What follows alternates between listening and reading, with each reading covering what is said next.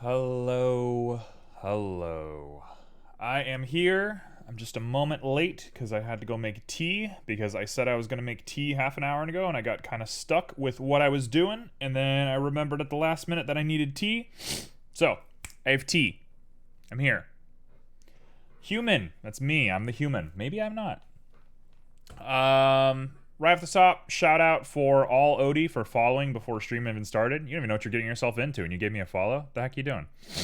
Shout out to Saf, T, Greemall, Junie, CQDK. We got everyone here today. So, what are we doing here today? Well, I got myself a little frame, and I was thinking about how to work off of this guy. And I think we are going to just make a frame. This is something I thought about doing 2 weeks ago but I just forgot. And then I was reminded by the lovely I'm a Cup of Tea to do this, so I'm going to do it. Yeah, I have a pretty good idea of how I'm going to do this. I'm going to go ahead and spoil this for everybody. This is going to be a disaster. If you think today's stream is going to go well, boy, do I have news for you. It's not. But we're going to give it a nice shot. So let me get my audio levels set up, and we'll get going. Greemall. I love the emotes. Greemall, you're such a charm in everybody's chat. I've seen you in Chaos's chat, and you're super nice. I've seen you in Ratlord's chat, and you're super cool. Greemall, you're great. You got great energy. Very, very happy to have you with the crew. Simo, what's up? Simo, you're like a crazy man lately, doing all the high-level stuff. Okay, so, a frame. So, when I think of a frame, there's a couple of things I think about. Let's make the general shape first. I'm going to spoil exactly how I'm going to do this first, and if anybody has any criticism, you can go ahead and lay your criticism down now. I don't know, you're just always up to stuff, Simo. You're always doing something. You're a very persistent human. You get CQDK's human tag. Alright, let's do this. Just working? I mean, that's all we can do, right? So, here's how I'm going to make a frame. We're going to redo this later. This is just to get my brain in the right headspace. I'm going to go ahead and spoil some things for everybody. I have a little bit of a sore throat. So if I go like really hoarse, if my voice cracks, if I'm like, hey, I can't stream anymore, that's why. Just one of those days. Nothing too crazy. Just, you know, living our best life. Oh, I shouldn't have done that. I should have done that. All right.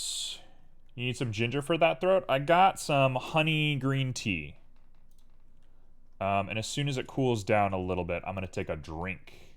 Oh, thank you, Saf, for inadvertently reminding me to start the raffle. I need to automate this stuff, man. I have the worst memory in the world. All right, let's go ahead and throw that on, and everybody is now free to jump into the raffle. I would appreciate if the raffle today was related to fine art, but it's very open-ended. So honestly, if you're gonna do something weird, today's your day to do something weird. If you want to see something real weird, today's the day. I always make myself a hot toddy when I have a sore throat. Highly recommended. What the heck is a hot toddy? Can you explain what a hot toddy is for the class? That sounds very, very British. All right, we're gonna throw on a mirror modifier, nice and easy, simple stuff. Now let's do this. So we're gonna go X-ray, which I should really bind to a hotkey. I think it is bound to a hotkey, but I need to figure out what that hotkey is. We're gonna do this. So here's how I think we want to do a frame. And I'm doing it now that I have the ability to practice. So I'm going to go ahead and set origin to 3D cursor. We're going to go to edit because I messed up. I definitely messed up. Grimo, racking up the points. Grimo, you just jumped in. You're like, hey, I'm here now. Okay, we'll do that.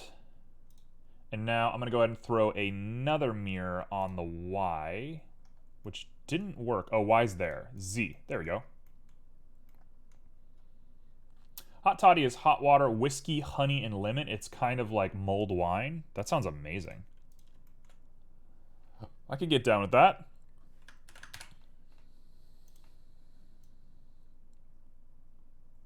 Okay, so we're gonna do this at a 90-degree angle. Here's how we're gonna butter this biscuit, as those Brits say. It's nothing Brits will ever say. It's very refreshing and helps your throat a lot. I mean, I think that sounds about right to me. It sounds good. Okay, so here is our frame. This is basically exactly how I think I want to do it. We just got to make sure we get the measurements right, which is easier said than done. Hello? So we're going to do a little GX on over. That's fine. I don't know. You just get along with everybody. That's a good thing to do.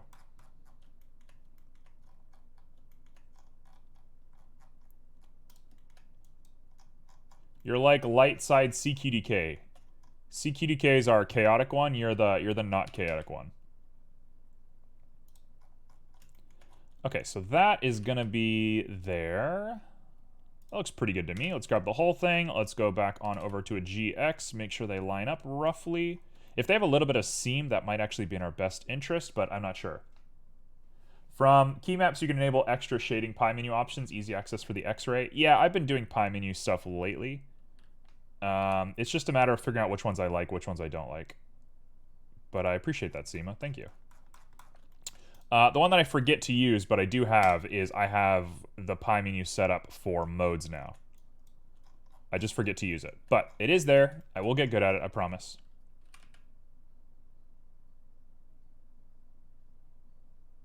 Okay, so that is our frame. Roughly speaking. Now, I have to admit something to everybody. I have to make a deep, dark admission. I apologize for what you're about to hear. You're very chaotic, CQDK. I have insider knowledge. I used to be a framer. I used to make frames for a living. So I know a little bit about how this stuff works. And the big thing is the fancier the frame, the more money people spend on a frame. Oh god, I almost just spilled my tea everywhere. The more people spend on a frame, the less common the size is. So ideally, you want to make this a common size. But I don't have to. I don't have to worry about it because the people who make these things are nut jobs. Like, they do not do normal size frames ever. So I don't need to worry about it. Hello? There we go. So that's going to be probably my size right there. We're going to say that looks about right to me.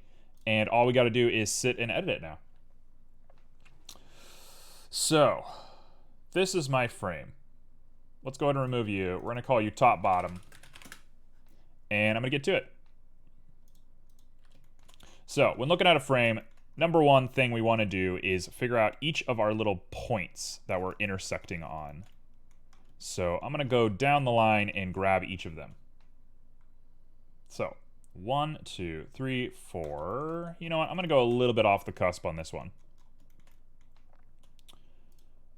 So, we're going to grab you.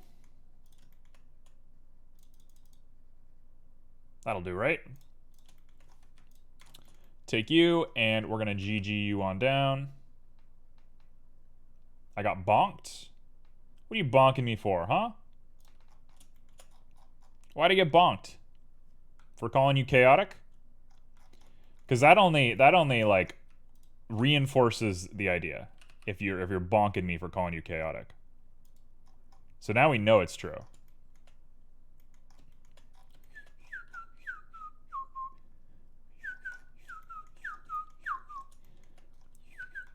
Give bonk scrub. Friend bonk? Okay, I'll take a friend bonk. We're all friends. So I always hated this one. This is the worst crenellation of a frame. I mean, all of them are just random, but this one is just the worst. I never understood this one. Hajonk bonk? What's up, Jax? Is that Mr. Jax himself? There's no way. There's no way that's Jax.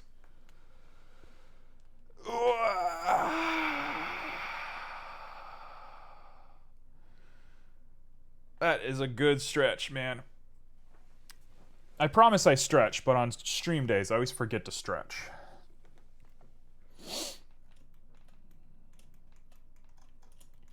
It's me, Jax. How you been? Long time no talk. I hope we are marginally better at 3D modeling than last time you saw. Okay, so we're gonna do 2 more. We got a big one and a small one, which I think that's actually perfect looking. So I'm gonna call that it. Just saying hi? Yeah, no worries. Thank you for stopping by. Appreciate you, man.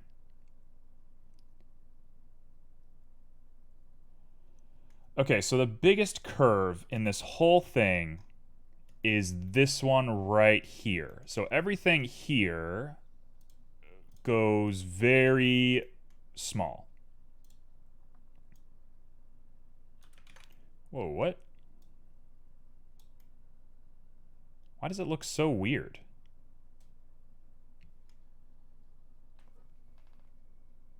Why does it look like that? That looks very weird. Maybe it's just the way this is curved? Orthographic? I guess that looks fine. There's no proportion on. Why does it... This is an optical illusion, I think. Okay, so we'll just take that, I guess. That's just the way it's got to be. So now we got this. We're popping up here. CQDK using that old potato.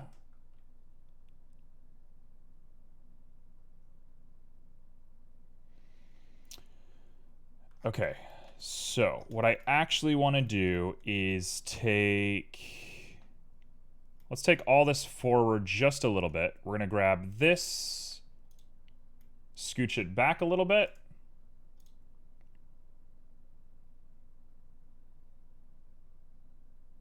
Just like that. Oh no, Greenwald has an emote for everything.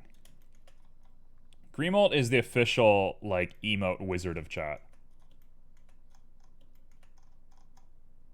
You just had a potato? Alright. What's up, Beryl? Oh, I was just about to ask what everybody's favorite type of potato is, but let's do pizza topping first. I'm good. I woke up way too late today. Which is a shame, because I had a lot that I wanted to do this morning. But, you know, such is life sometimes. Chicken and mushroom on a pizza? What are we talking about? Chicken and mushroom on a pizza? Or are we talking chicken and mushroom potatoes, which doesn't even make sense to me? Yes? My man's doing chicken and mushroom on a potato. Or on a pizza. What? That's crazy. Ooh, this is hot. Tomato? Barrel.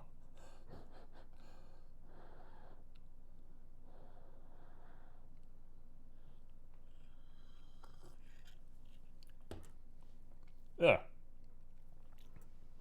Little bits of pollen in there. I think we're gonna have to clean our tea. The honeycomb. I have honey with the honeycomb in it. I think the honeycomb disintegrated a little bit and I didn't realize it. Baked tomatoes are super underrated. I really can't eat potato or tomatoes because of acid reflux, but otherwise I would agree with you. Okay. We're focusing. Yeah, it's a little bit of a pollen tea. Best pizza topping. I go for mushroom, hot sauce, honey. I like spinach.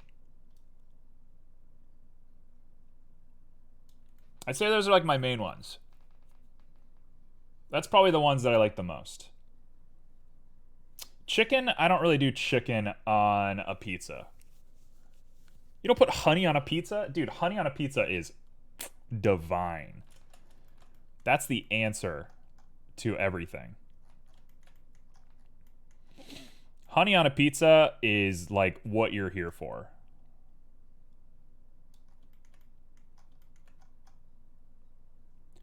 Bop, bop, bop, bop, bop. That's going to stay even with the one right above it, which I don't understand what I just did here. Let's grab both of these and scooch both these guys back.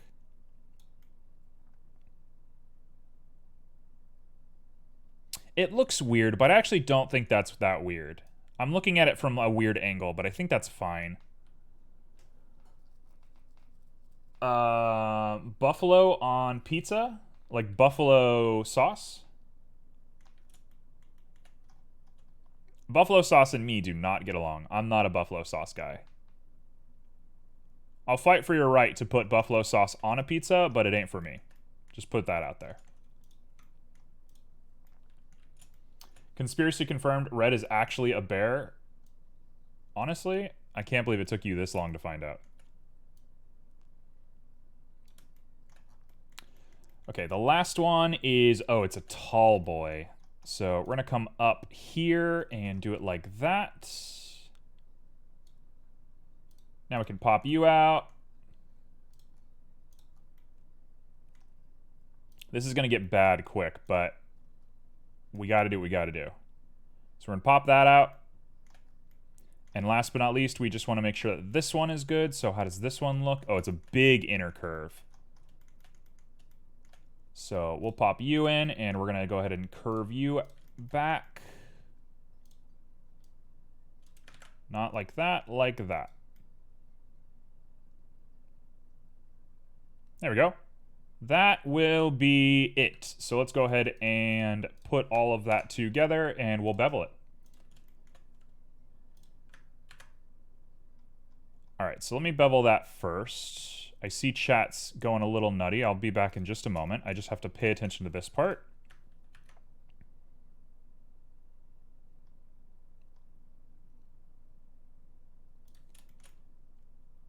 Okay, that should look pretty solid as far as I'm concerned. So if we look at that from a normal point of view, that's a frame. We got to fix up these angles on the side here, but otherwise that looks great. That's exactly what you want. We're going to shade it flat so we can see what we're doing, but otherwise we're done. I do not like Buffalo, but I also have acid reflux, so me and Buffalo are not like the best of friends. Maybe things could be different in a different life, but as it is right now, we're just not friends.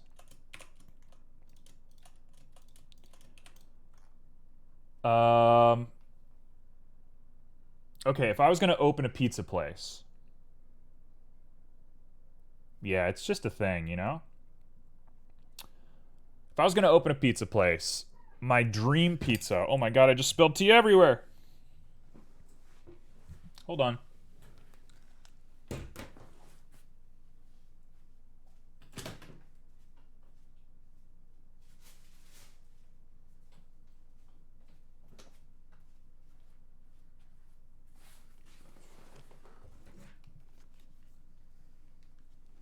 Yeah, I spilled the tea for you all. I should definitely not keep the tea directly in front of me while I'm like gesticulating crazy with my hands. So let's move the tea away from us. It got rid of most of the pollen though, so there's that.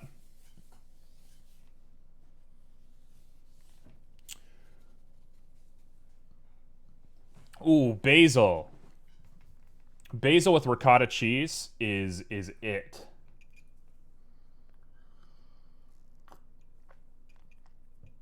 Heat takes apart the acid molecules contained in tomatoes. Beryl, I love you very much. Beryl, there's nothing like you saying something and then 20 minutes goes by and you follow up with like a full paragraph of why the thing you said makes sense. That's just got the most you energy in the world. That is you, Beryl.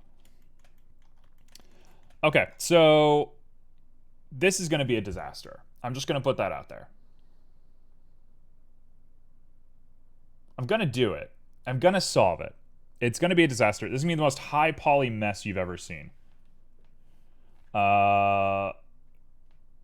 Baked tomato will have less acid than raw tomato, hence why it may not trigger the reflex, depending on how tolerant you are. Cooked tomato gives me acid reflux and fresh tomato doesn't. Salted tomato with salt. Beryl out here with college thesis. Yeah, pretty much. By this point, we all know what we can expect from Beryl. Beryl, you're quite the character. Also, shout out to the world's worst geometry you're ever going to see. I'm so sorry to all the 3D modelers who are wincing at this. I agree. Okay, so we're going to go ahead and do this individually. Like that. We're going to go ahead and pop out them by their normals to make those little ridges. And we should have done the exact same thing up here, so I'm going to do that real quick.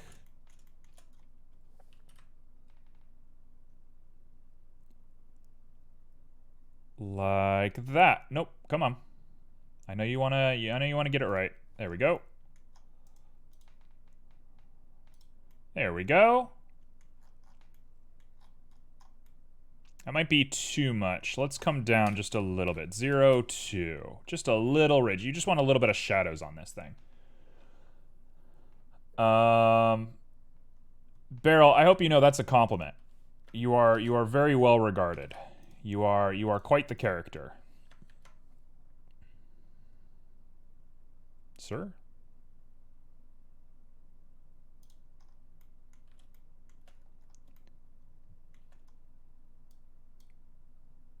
Okay, I'm going to be very delicate with this one. 0.013. Looks just about right to me, but I like to play with the devil, so we're going to go a little higher. Okay. That'll do. Now I am going to shade it smooth, but we're going to use auto normals to make sure that nothing looks too crazy, and that is a frame. Try and tell me that's not a frame. Try and tell me that ain't it. That looks just like a frame. One time I went to get a Fallout poster framed and the person doing it was like, "Oh, you really want to frame this?" And my soul left my body. Okay. Question. I have a very important question for you. Oh no, I've made a mistake. Oh, I've made a mistake.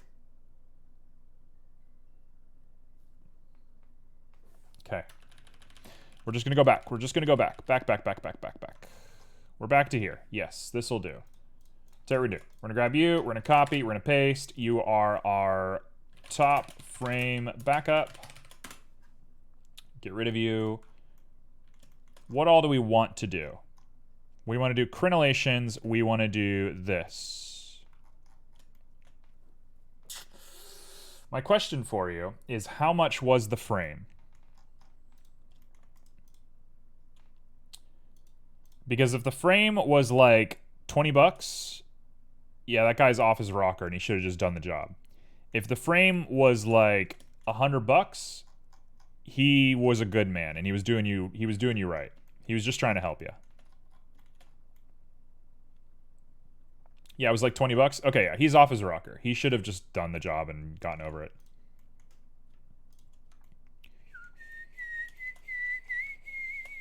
Oh no. Always comes down to this, doesn't it? So for anybody out there, just letting you know, the end of stream today, I have some cool ideas for the art we're actually going to be putting in here. I'm willing to put pretty much anything in this frame because nothing is going to be final, but I'm going to do some node setups to try and get it looking good to begin with. But we will be doing some fun stuff later at the end here. So we just got to finish the frame first. The frame is number 1. I need a black frame to match my furniture and aesthetic of my room. Yeah, that's nothing. If somebody gave you junk for that, that's nothing. Like, that person should just chill out. If you were paying like $100 for it, because I got that a lot. I had a kid who framed a Halo poster, and the poster or the frame cost like $150, and I was like, you don't want to do this. Like, I like Halo, you like Halo, you don't like Halo that much. Blue? What does blue mean?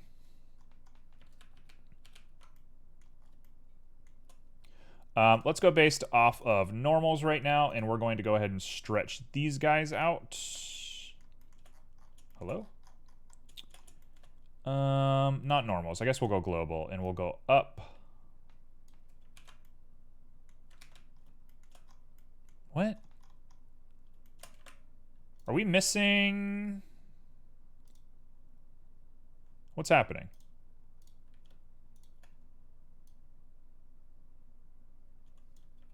Apparently we're missing a connection on here.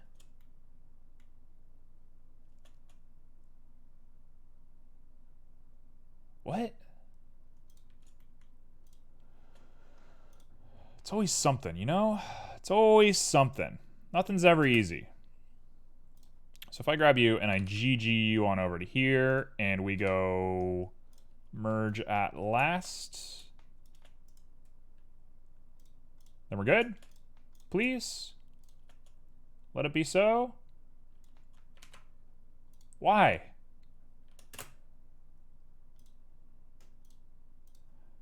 GG, you on over. I don't understand how that happened, but it's done now. The deed has been done. Now we can grab both of you, and we can go like this, and it should move the whole thing. It does. Perfect. Apply scale, back down to this. Grab you, grab you. Let's bevel both of you. Using very small bevels. Please don't make big, giant bevels. There we go. Easy peasy. That's a good little bit right there. It's the spooky ghost song, everyone's favorite. If you go to a person who frames for a living, who usually does paintings, a poster is not exactly a step up, but the tone and other essential factors are not really transmitted through text, so I don't know.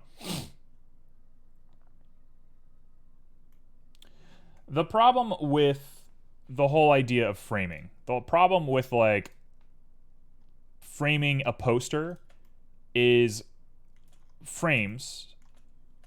Anybody can frame whatever they want. I don't care, right? It's money at the end of the day. If somebody came in and they said, I want to frame a single paw print my dog did on a painted canvas, it's like, yeah, sure, whatever, who cares? The reason people frame things, and the reason you're supposed to frame things, is to preserve stuff. Stuff that just like would break down if it was left to the elements. That's why you frame stuff. Framing is like a insurance for the thing that is going in the frame. Now, of course, people have like aesthetics that they're into and whatever, but for the most part, that's why you're getting a frame, is to protect a piece of art. And a poster is literally made to be durable. So that's why like framing a poster is a weird idea. For aesthetics, it's a different thing, obviously. And that's why like a $20 frame, like who cares? But if you're putting it in like a $100 frame, the majority of that $100 is going towards making like the frame durable, not towards making the frame aesthetically pleasing. Where you go to get aesthetically pleasing frames, though, I don't know. So you got to do what you got to do, I suppose. Okay, that looks just about right to me. I'm going to add actually a detail here that I didn't think about before. Let's do a wave at the back. I didn't think to do this the first time, but since we're here and I'm looking at it, I kind of do want to have a little wave here. Aesthetically freezing, exactly. That's exactly what it is. You are freezing the painting in time. Now, should somebody who's getting paid judge you for how you want to do your stuff? No, of course not. That's not their business. Who cares? But I think somebody advising somebody that it's not a good use of their money is like something that's missing a lot nowadays, especially in like hyper-capitalism. So I don't know. I think if somebody were to say something like that to you, they have your best interest in mind. Also, that I can't do this. I wanted to, I can't. I can't because I don't have my curve here anymore. So, whoops, that was my bad. We're going to have a very weird looking frame here with a flat edge. Maybe I'll try and fix that edge in post with a, like a flourish. So we'll keep it like this. Done deal. Let's save that as our frame. And let's copy that and rotate them to where we want them.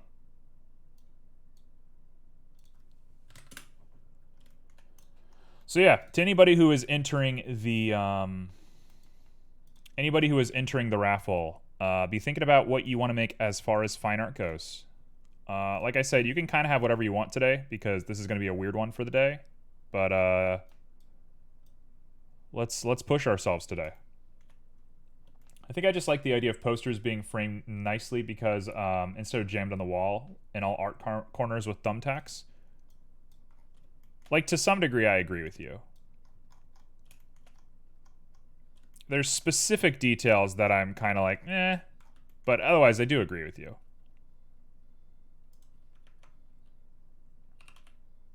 Oh, I could just G this, can't I? No, I can't. Don't do that. Bad idea. Let's go with a little GZ on down. Grab the whole thing, GX on over, and we're going to try and merge vertices as best as we can. But I do worry that this is going to be a little bit of a disaster. I'm thinking of a toy car stuck in the painting. Okay, so we know who, like, the fine artist of chat is. If anybody was ever surprised that CQDK was the fine artist of our chat, here's your moment. Here's the moment where it all becomes clear. We're going to mirror this on Z. Right? Perfect. That's exactly what we want. Now, I have to merge all of these guys, which is going to be a pain in the butt. But otherwise, we're done. So let's join all this together. Let's grab the whole thing. Let's grab this. Let's go ahead and merge by distance and see what will work. And I'm going to merge by distance again, and we're going to up our distance and hopefully not ruin things. Honestly, that looks pretty good. It's a little weird on some of these joints, but I'm not that upset about it. And we can afford to close off all of this. I should have closed it off before we did all this, but oh well.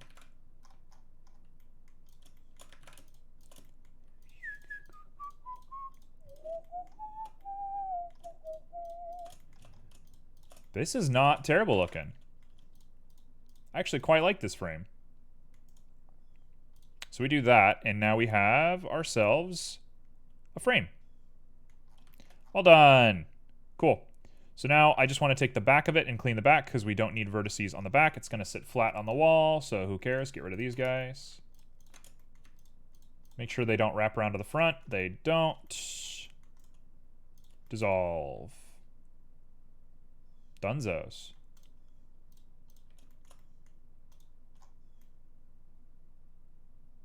That's looking pretty solid if you ask me. We sorted out like all of our problems in one go. Everything looks good. There's a little bit of a swivel on this one, but otherwise I'm not upset. Now, if you wanted to make this frame very authentic, am I going to do this? Sure, why not? We'll do this. So this is a lip. I think it goes by a more technical name, but lip is the one that's sticking out in my brain right now. And what we're going to do is we're going to take this lip. Hello? Let's recalculate outside real quick, because it looks weird. Normals, recalculate outside. Put this lip back on. We're going to grab U. And we're going to extrude straight backwards.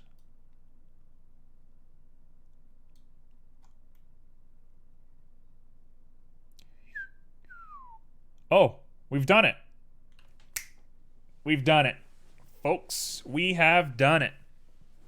Cool. So what I can do now is grab this and this. We're going to grab our Y. We're going to go G on out. We're going to come out by 0.3. 0.3. I'm going to grab this part and scooch you on over here. Make sure these guys merge relatively. They really don't want to merge.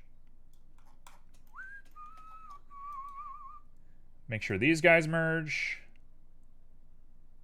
And now we can make the back of our frame, the thing that I was having trouble with earlier. Since it's all measured out correctly, I can do it now in my own time. Color me not displeased with this at all. Okay, so we're going to scale that down, and we're going to grab you, sir, please. And if I bevel this, does it bevel accordingly? Oh, it does. Look how gorgeous that looks. Beautiful frame. Now, if I were trying to make this frame very authentic, which I am not, you would add a little something right here. And I have no idea why this was here, but there's always a little, like, relief, I think to let air in or something. But I don't know what that was used for. The lip is the most important thing. That's what we want. We want that lip. Cool. Okay, let's do this thing. Up the merge range in the tool tab, wrench and screwdriver icon. What? Why would I do that? For the most part, the merge range is good for me. I just had to switch it for this specific piece. But normally I like the merge range where it's at. I'm going to say 33 worked before. I'm going to say 30. Having a little bit of a bolder look is probably not terrible. And here we can go even nuttier. Let's go to like...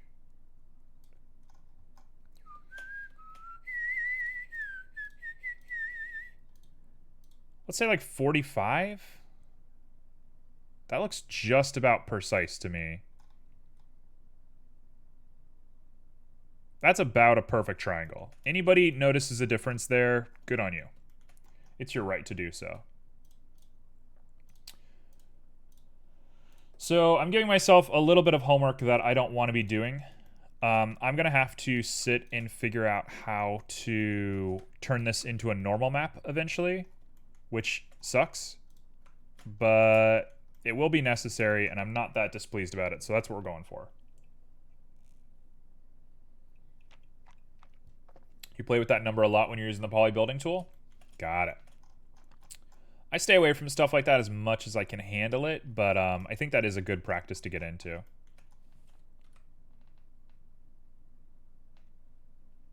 Sir, please? Please chill?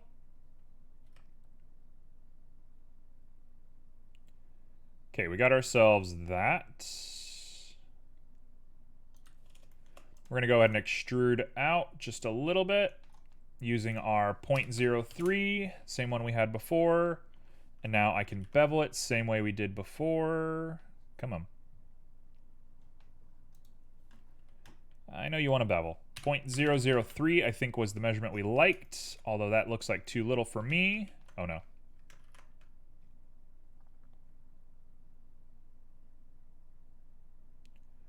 I'm going to say that looks about perfect to me, and we could probably keep it easy. Let's keep it on a 4.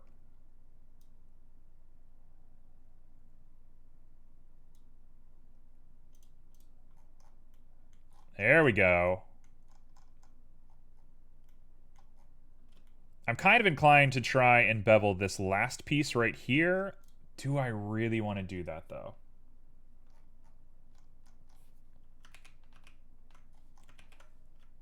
Okay, let's get weird with our bevel. This, if ever I was going to use the bevel tool, this is the time. So let's get weird with the bevel. So we're going to do 0.02, I think is the right measurement. And let's use a custom.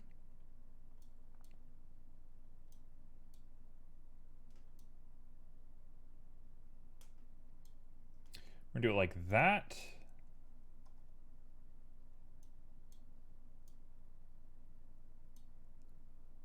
You know what? I think I want it like this, actually, if I'm thinking about this correctly. Oh, too much. Too crazy.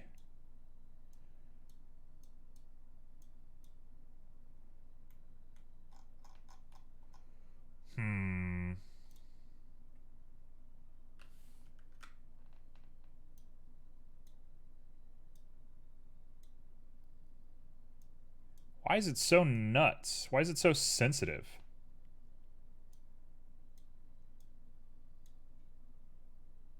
Okay, you know what? We're just going to do our typical ellipse, and I'm going to drop this up to something a little bit more usable.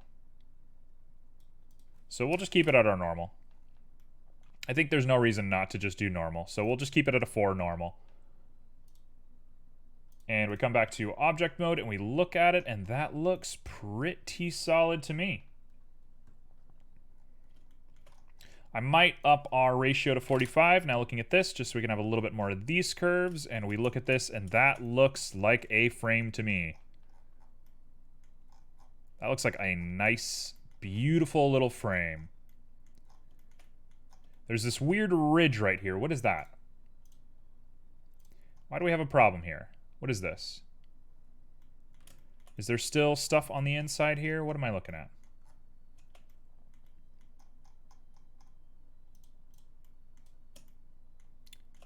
Oh, there's something going on in there.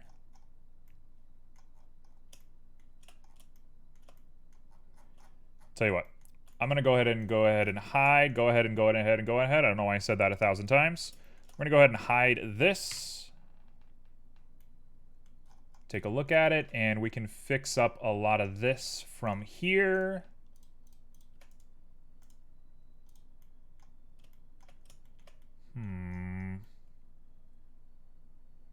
It doesn't look like there should be a problem here. Why is there a problem here?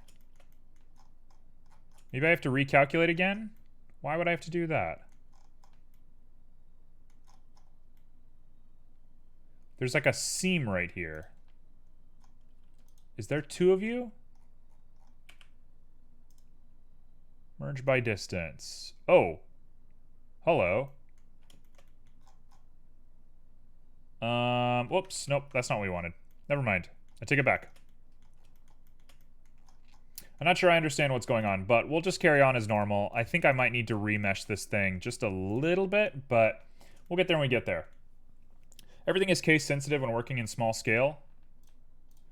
What does that mean? What do you mean everything is case sensitive?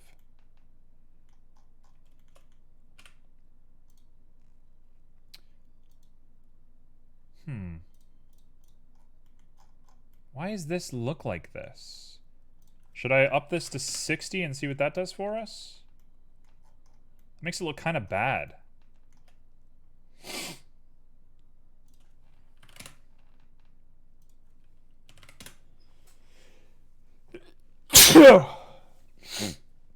Here's your stream sneeze.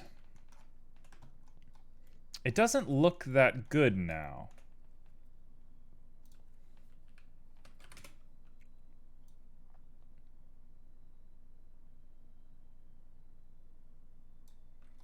Also, this guy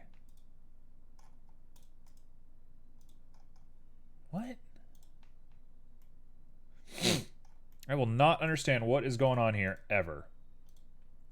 But I guess we'll go back to our 45 and we'll just keep it shaded smooth, and I guess we'll just have to live with this for the time being. What else should I add to this frame? I'm kind of feeling like we're already done. I need to add this little leaf guy, which I'm scared of. I suppose I could take a plane and model a plane and then turn it into a normal map. That's going to be a little disaster, isn't it? Okay, well, let's give that a shot.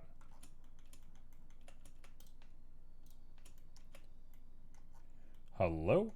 So, let's start with this. I'm going to go ahead and do the little crenellation here.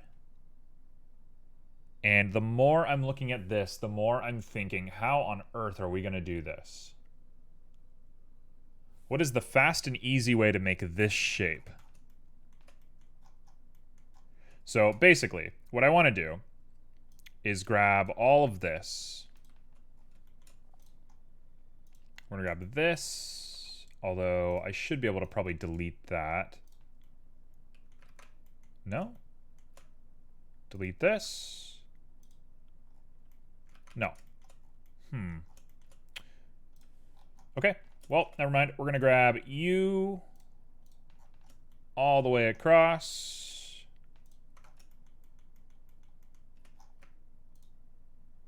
Same thing here, all the way up.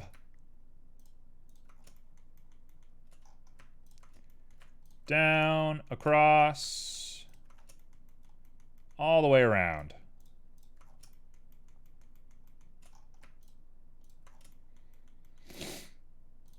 And since I have these selected, I don't know exactly how we're going to do this yet, but we're going to make it work. We're going to make something in here work. Okay, we got all of them. I think what we'll want to do is extrude up and then join edges at the sides. That seems so weird. If anybody is ever thinking to themselves, hey, I should take advice from this guy who 3D models live on the internet, don't do that. How you would actually do this is you would go into an image editor and you would make a normal map and then pop it on top of here. But I'm a crazy person who's not going to do that. I'm going to try and do it in engine. So don't do this, basically, is what it comes down to. Don't do what I'm doing.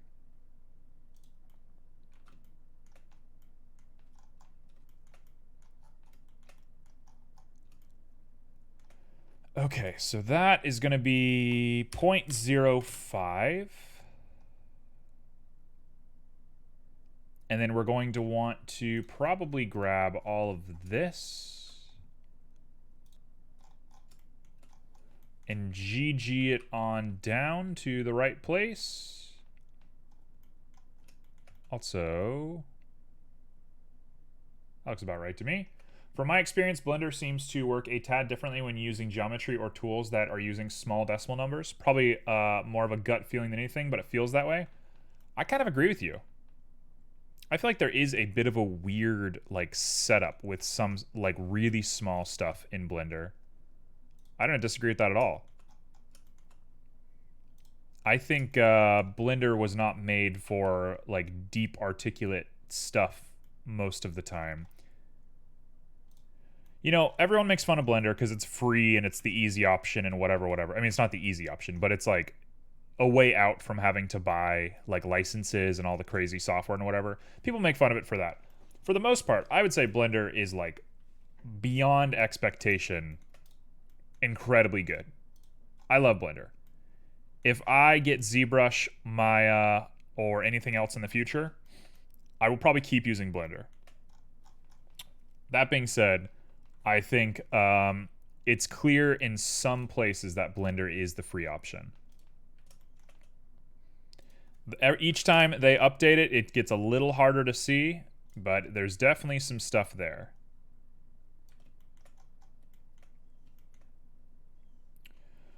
Okay, we're going to go ahead and make ourselves a normal map real quick. how we're going to do this is going to get a little wild.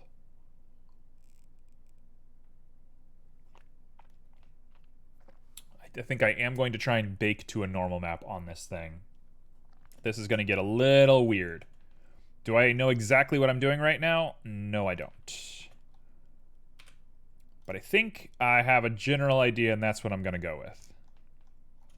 So, let's go ahead and hide everything. Sure, just that. We're going to sculpt this bad boy, and I'm going to make ourselves a little leafy guy. So, what I really want, actually, is to make sure that this is a nice solid square. Get it really close to here so we can see what we're doing. Put it over to sculpt and make sure that we have our header showing. So we can do Y, X. Hello? What? Oh, I see. It's because we haven't predefined our limits yet. So let's get this guy real small. Really, really small. And now I can set these guys up, and we're looking golden.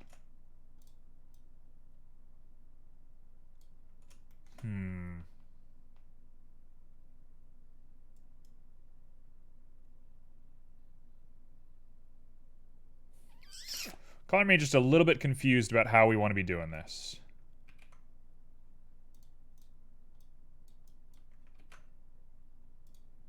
How am I going to make this work?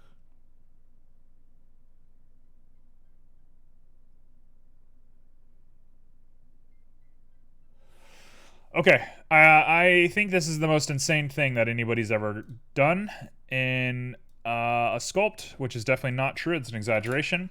I'm going to have to be at an angle. I'm going to have to set my rotation. We're going to pop this guy up. This is dumb. This is a dumb thing we're doing. Don't do this. Don't take advice from me. Don't ever take advice from me. Yep, there we go. Now we got it. I can't believe that works. Blender is excellent, though maybe not as focused as paid products. If ZBrush had a steak knife, Blender is a Swiss knife. Yes. You probably don't want to cut your steak with a Swiss knife, but if it's the only knife you're given, it's definitely the knife you'll choose. Okay, so now we can make leaves. So I'm going to go even smaller. Sorry. When my computer eventually blows up, we can all take a moment and laugh at what we're looking at. But for the time being... Oh, what are you doing? Oh, red. Oh, am I a crazy person? Yes, I am. Okay, we'll stick with this. This is a fine measurement right here. Okay, so we want a little shell-looking thing. Boy, this is a bad idea. I need to not do this, but too late. So, we want little baby leaves. You want me to do Dynatop? Alright. Barrel, it is now your responsibility to explain Dynatop to me as we go.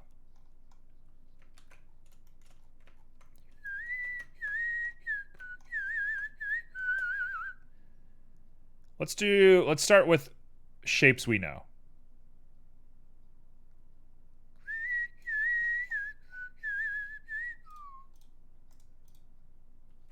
The problem is we're actually getting like repeating stuff. How are we doing that? Why are we getting crossover? That doesn't make any sense to me.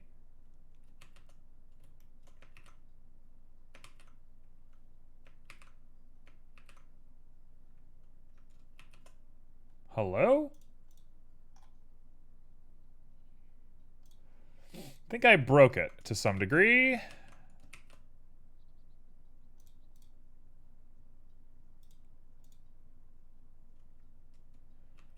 It won't let me resize it anymore. Tell you what, redo that. Let's just redo this from scratch. From scratch. Let's go ahead and pop this guy up. 90 degrees. Pop him up. Make him big. Do a little bit of a 45-degree angle. We're going to go into edit mode. I'm going to subdivide this thing like 1,000 times. One more. All right, there we go. A dumb amount of particles here. Or polygons, I should say. So, when I sculpt now, we shouldn't have... No, we don't. Perfect. That's what I wanted.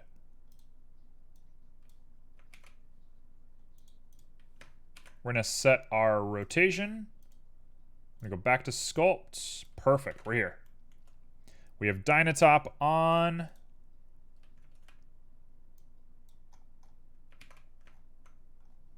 Dynatop altered the mesh as you sculpt to best suit the sculpt in accordance with the size of your detail. Okay. We'll keep that in mind. It actually doesn't look that hard to use, so we'll go for it. So, what I want is to make that little leafy guy first. Would it have been better to do this directly onto the frame? Perhaps. Perhaps it would have been.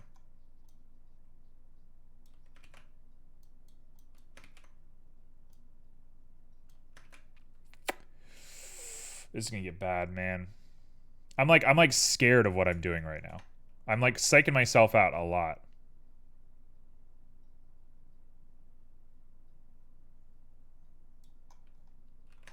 It's like, just chill, just do it. Just get it done.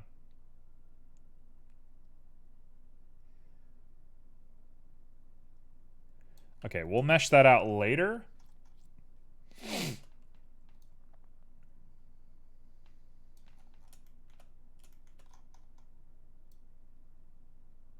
Okay, so I'm going to go ahead and forego the thing that we were looking at previously.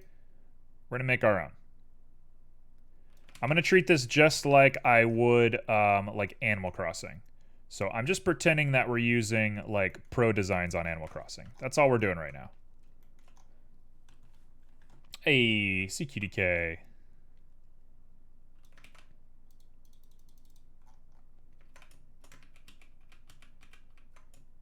If it looks to block to your taste, up the detail. Also ensure the detail should be set to consistent. Okay, well, Dynatop got turned off somehow. I don't know how. But we'll set that detail. And you said set the detail to constant. Okay, we'll do it right there. This is not how this should look already. Oh.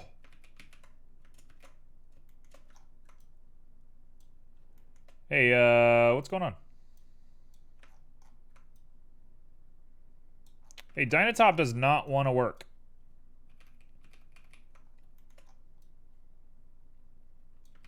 So I think Dynatop might be assuming that all of this is flat and got kind of upset with it. So I don't know if it's actually going to be in our best interest to Dynatop this thing.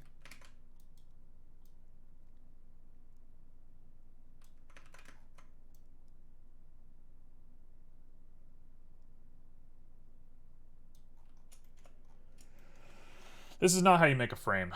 Oh gosh. We're gonna struggle. I knew this was gonna be a struggle. I did warn at the beginning of stream that we were gonna have a moment where this was just going to come crashing down. Here it is. We found our moment. Relative detail changes your detail depending on camera zoom.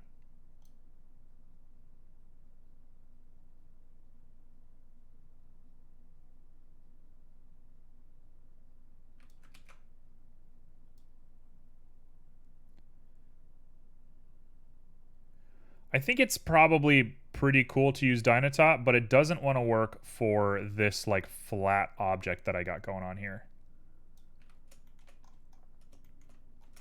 Also, the level of detail here is so fine. I don't know if I'm going to be able to pull it off with how Blender wants to do this guy.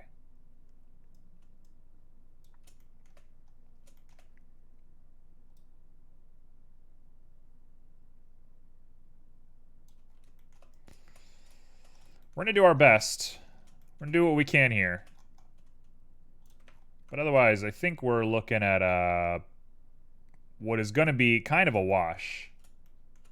Can you hide a R in it? You want me to try and hide an R in here? Okay, I can do that. Give me a bit of a moment to figure out where we're going to do that at.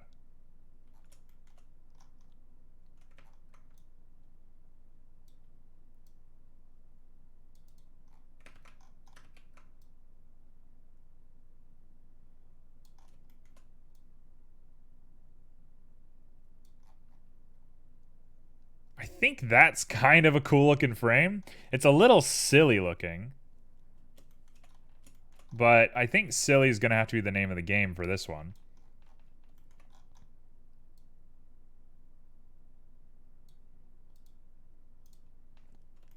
R for red? Oh yeah, I knew what you meant. I knew what we were up to.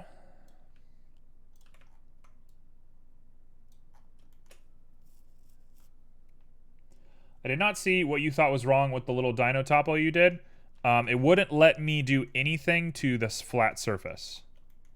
It wouldn't let me add any new detail to it. As soon as Dino Topo is turned on with constant detail, my brushes ceased to work because it assumed all this was flat in a single piece.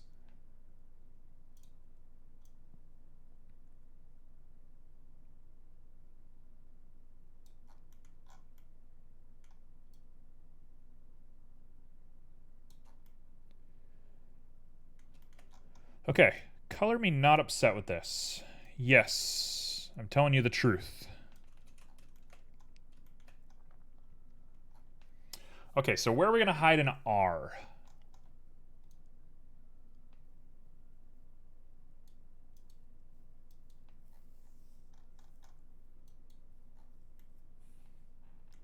Where are we going to hide an R on this little weird frame of ours?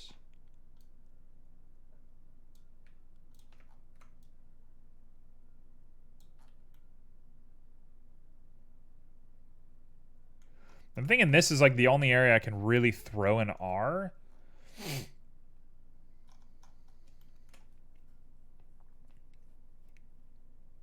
question is, how am I going to be turning this thing into a map? I don't know. I don't know yet. I haven't figured that part out. I've made maps in the past like this, but I don't know how exactly you go about doing stuff like that.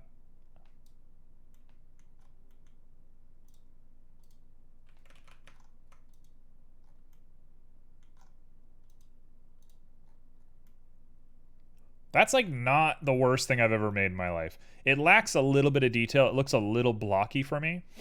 I might throw like a subdivision on here to make it a lot more round. But I can't be too upset with this.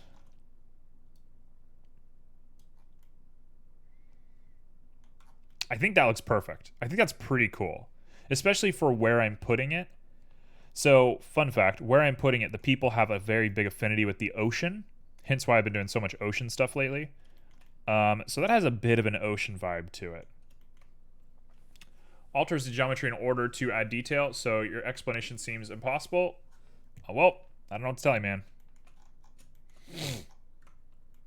I also like it.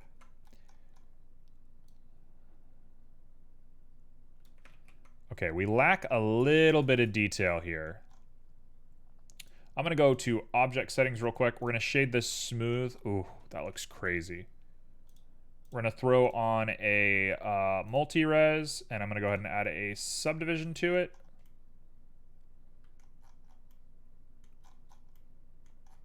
It needs a bit of rounding, maybe a little bit of a crenellation here, but otherwise, color me not displeased with what we've made.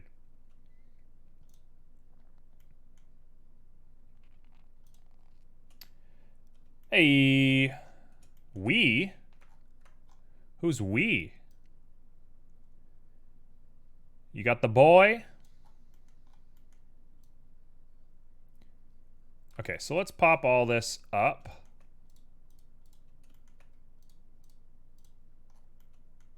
I'm going to mesh this so it's a little bit more rounded. Perfect. Well, hello, guys. Hope you all are having a good Monday. just sitting here making a frame. We're working on the detail of the frame here. You all are welcome to join the raffle if you want to try and get a chance to tell us what we're going to do for the last hour of stream.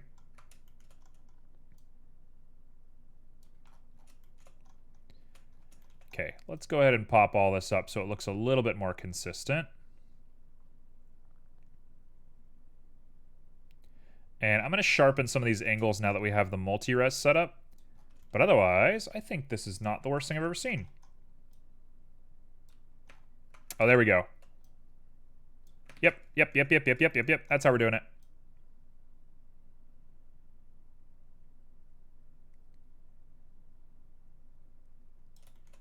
Cool.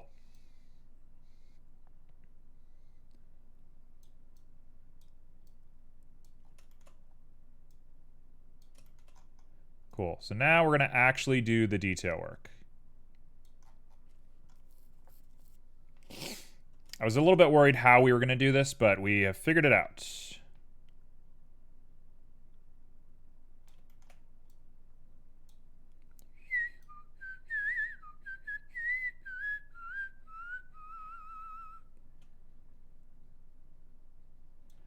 Just try Dino Topo on a 1 quad plane. It works fine. Yeah, I don't know. The thing is, I'm not going to try and figure it out on stream, so it'll have to be another job. I know you're very passionate about your Dino Topo. I get it. It's just, you know, there's only so much that can be done live on camera.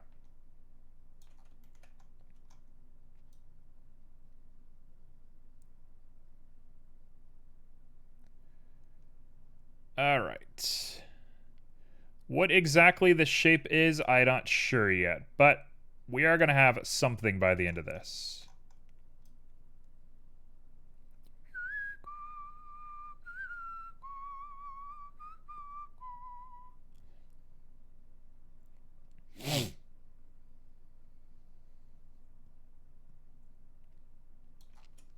Okay. Let's go ahead and pull all these little details out.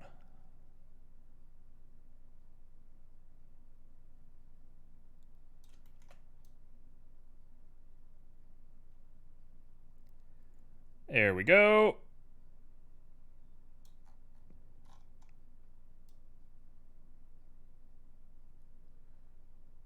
I didn't think this was going to work so well, but actually, Color Me kind of impressed with this guy. We should have been doing this from the beginning.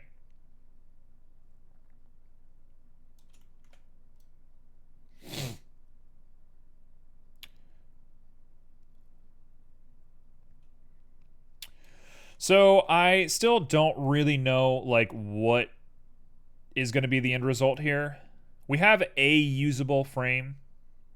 It has a lot of work left to do on it, but it is usable. So I'm not sure yet. As per the norm. As you've come to expect. I don't know yet.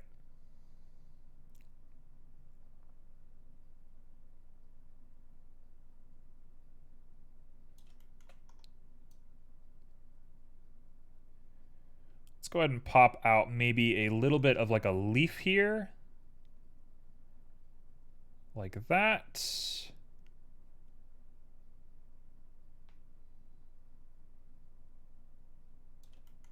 This is a slow, grueling process. I suppose I should up my strength a little bit. I have a pretty clear idea of what I'm doing. I should just accept the strength and just go for it.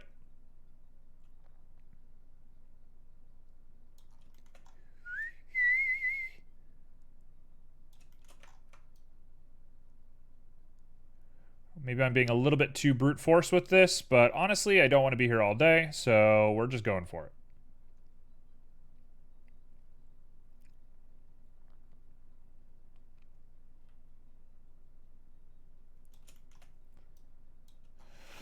Oh, we done goofed it. Oh, we goofed it. We goofed it. We went a little too hard. I got a little too persistent with that angle right there.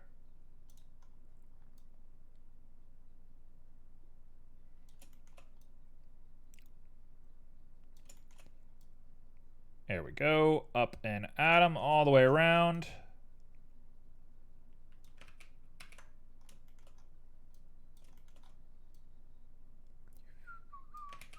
Actually, I'm also seeing that I should be doing this on orthographic view to save ourselves a little bit of trouble. So let's do that. You won't do much better results with a mouse. That's probably very true. My mouse skills are probably about as high as they could get as an OS player. Fun fact, anybody who has been following since the early days, I used to play Osu on stream. And as soon as Twitch announced all of their copyright whatever stuff, I was like, you know what? I'm done with that. I'm not doing that anymore. So shout out to anybody who's ever seen an O stream, because those are kind of extinct nowadays. We don't really get those anymore.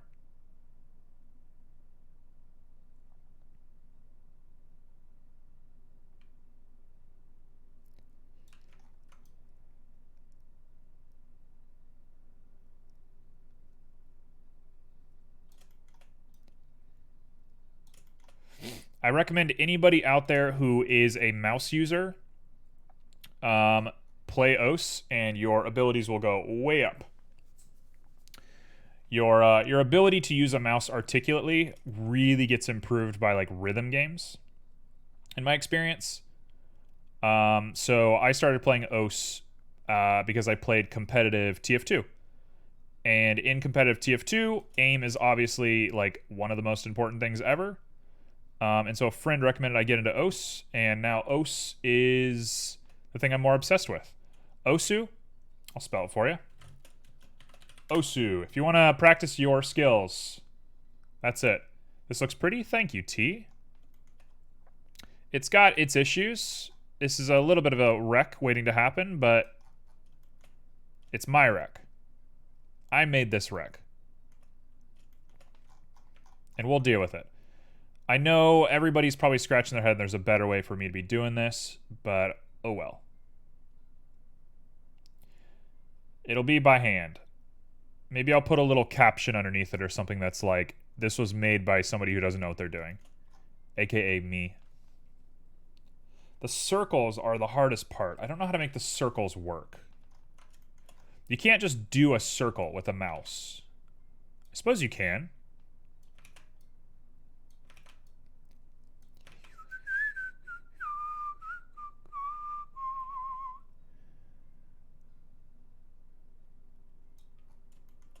Okay, so that is the best I'm going to do with that one. Oh, high hopes for this one. High hopes, yes.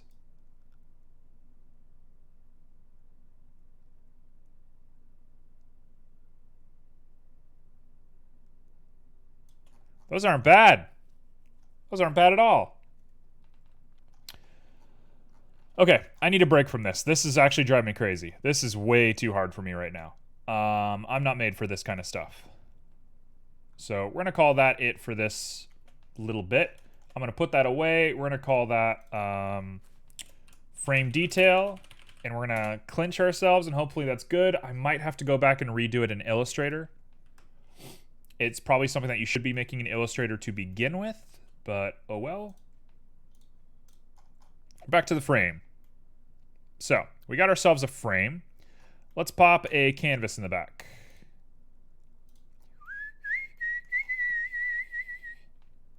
Go a little SX.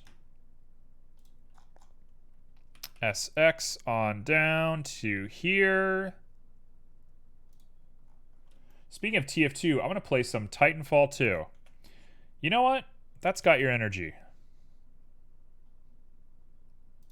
Nobody loves Titanfall 2 quite like Barrel. Okay, so we got that all set up. Let's do a little bit of SY to make sure that we stay tight in there.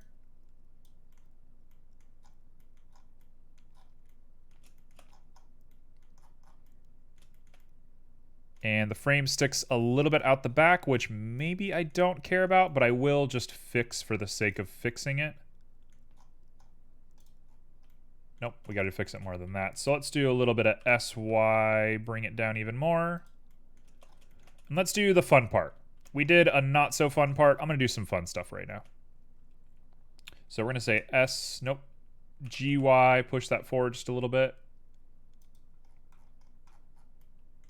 There we go. Okay, we got a frame with a canvas in it. Let's node this guy up. So, a frame. When I'm thinking of a frame, it's got kind of a glittery element to it. It's got kind of a painted gold clear coat element to it. It's got clear coat for sure. It's got clear coat for days. Clear coat's not 100%. It's going to have some gold. Like that. That's too brown for me.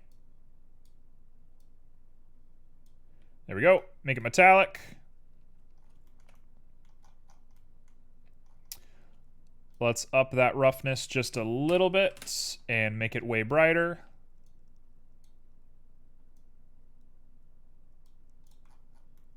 That's looking about to be a frame to me. 1080p 60. Can't hope to have you in the background. That's okay. You do you, Barrel. It's your life. You live it.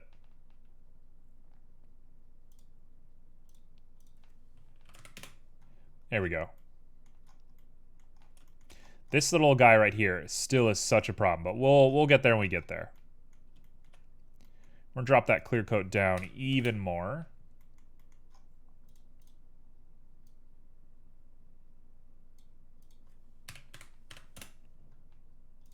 .08, get that nice gold sort of color going on here.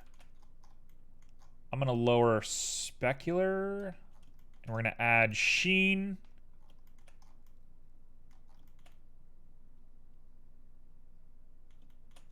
Looks roughly correct. So now let's go ahead and make it kind of rusty looking. So when you look at a frame, there's always this little bit of like dots to it. So I'm going to add little tiny dots to this thing. Tiny, tiny little imperfections.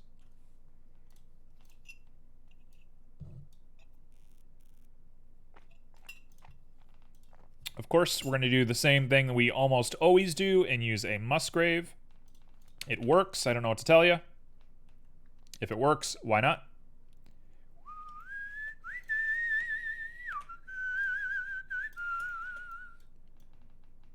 So we're going to grab this, put a color ramp on here, drop the color ramp down, make sure that object data is what's going in so it's nice and symmetrical looking. We're going to invert those bad boys, make them tiny and make them super small.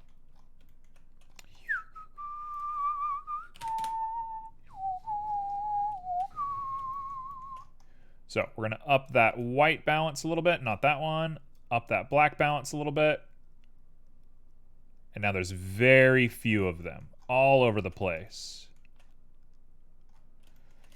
What you can do is add a little bit of detail to them to give them that kind of nice look. And pop that guy up to give them a little bit more of a detail. And we're going to up that black balance even more. We want very few of them. Just little bits and bobs all over the place. I'm going to take these guys and I'm going to lighten them or darken them. I want to darken them because there's wood on the inside of here and that's where the paint is chipping. So I'm going to add a mix RGB. We're going to pop that up there. This guy right now will be this color, but eventually we'll take it back. And it's going to be darkened based on this. So let's darken it. Should work. Oh, it gives it kind of a weird iridescent-y look, doesn't it?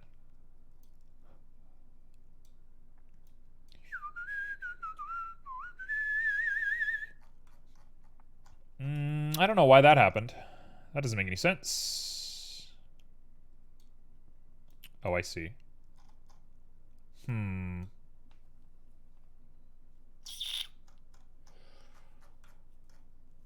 It's not supposed to work that way. It ain't supposed to work that way.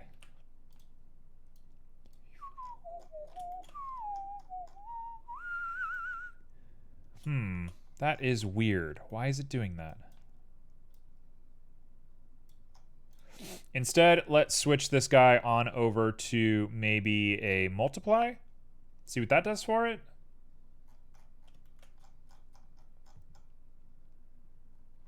Or better yet, I could do a factor. That's exactly what I should have done to start with. There we go. That's better. So we're going to do factor with a darken and make this the brown of the wood.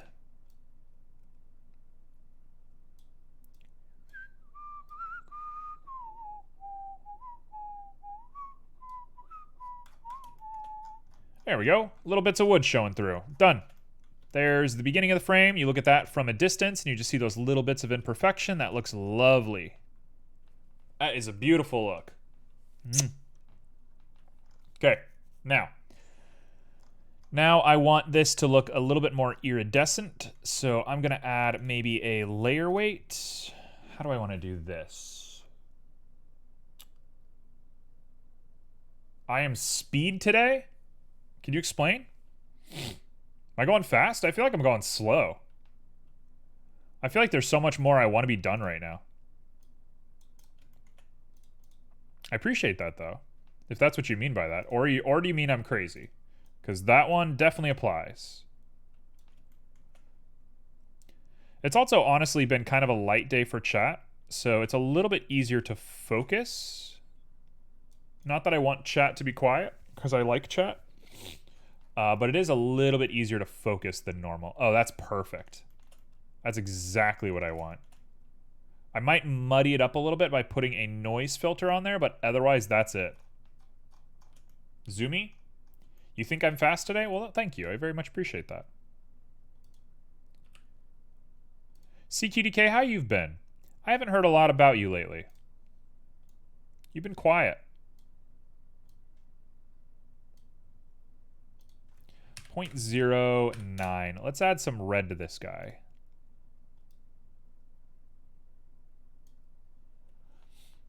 You will do more distractions? Honestly, that's what you're here for.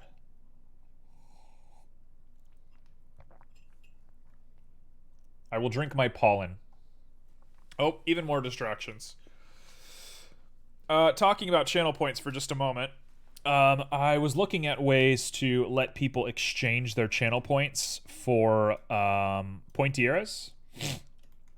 I was looking for ways to let you just transfer them because I want more use for channel points because barely anybody uses their channel points.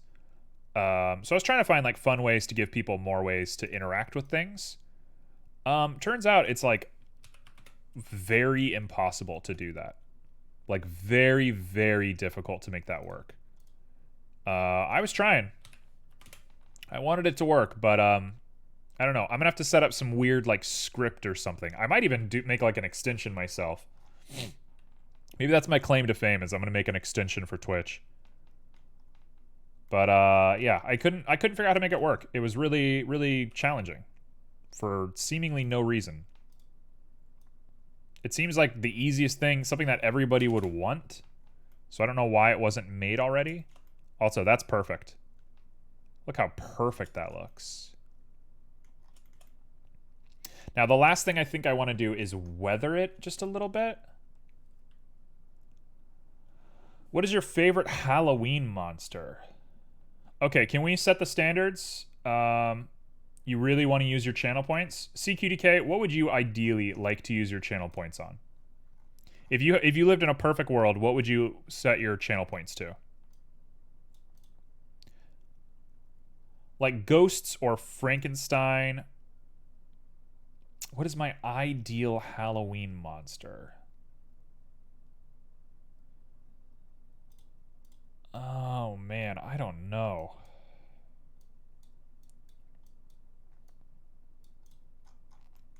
Okay, we're gonna weather this guy up just a little bit. Also, I should be using this Musgrave to set the roughness as well. Let's do this. Whoops, let's not do that. Hugs? Okay, well, I don't think I can give hugs out for channel points, as nice as that would be for everybody. Not even sure how that would work.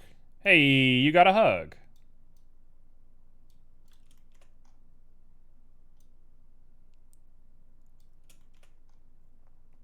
Okay, so which part's going to be shiny and which part's not going to be shiny? You're going to be shiny and you're not going to be shiny. You got it. So we're going to set you to 0.6.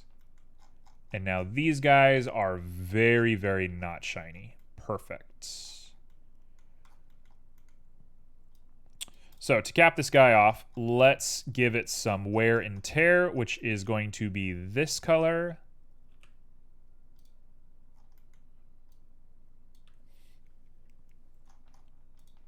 You all are very nice to each other.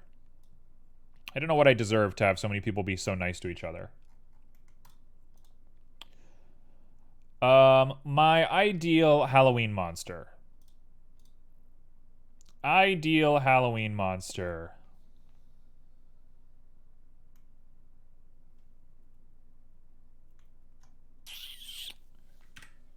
What is the Halloween monster of choice? Whoop, they just deleted everything.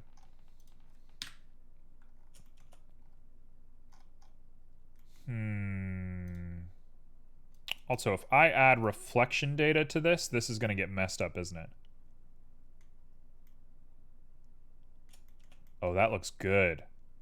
That's the one right there. That's him. The only thing that I want to do is maybe make this a little bit more...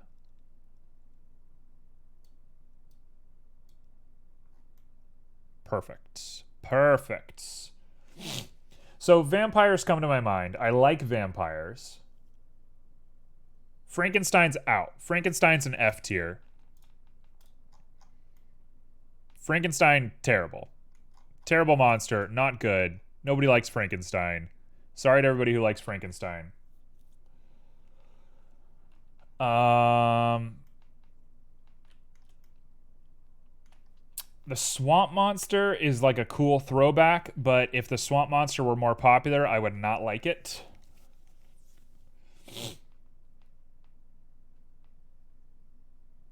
What else? What else is there? There's ghosts, obviously. You know what I kind of get into? I kind of get into a Wendigo. Wendigos are top tier. I don't know if that counts as a Halloween monster or not. If the Wendigo counts, the Wendigo's top tier. Just putting that out there, the Wendigo is very top tier.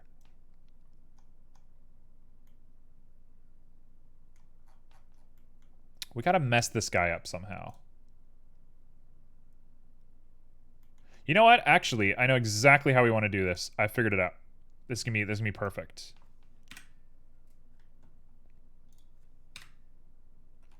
Okay, here's how we're doing this. Check it out. We're gonna throw a noise filter on the roughness, and we're gonna like do some weird editing on this roughness. So I'm gonna go ahead and throw a mix RGB right here. We're gonna throw on a noise filter, hook it up to object coordinates, and then we are officially done, I believe. I think that is all we need to be doing today.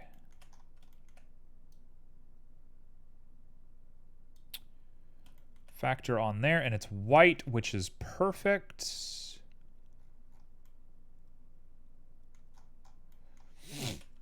So let's go roughness high, distortion way high. Where is it? Why can't I see it?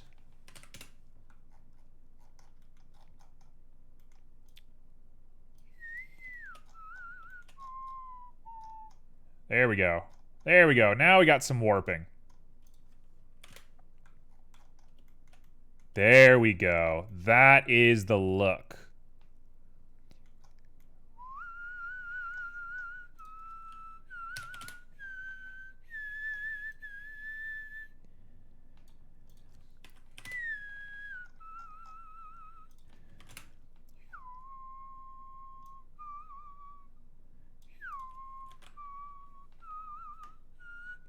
Wendigo, top tier, S tier. Pumpkin Man on a horse. Headless Horseman. Headless Horseman. Where is the Headless Horseman in all of this?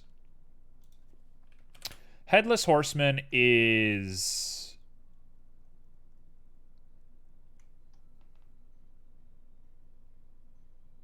Yeah, it's a headless... He's the Headless Horseman is his name. Headless Horseman is an A tier for sure. He's pretty good. The story he comes from is very good too.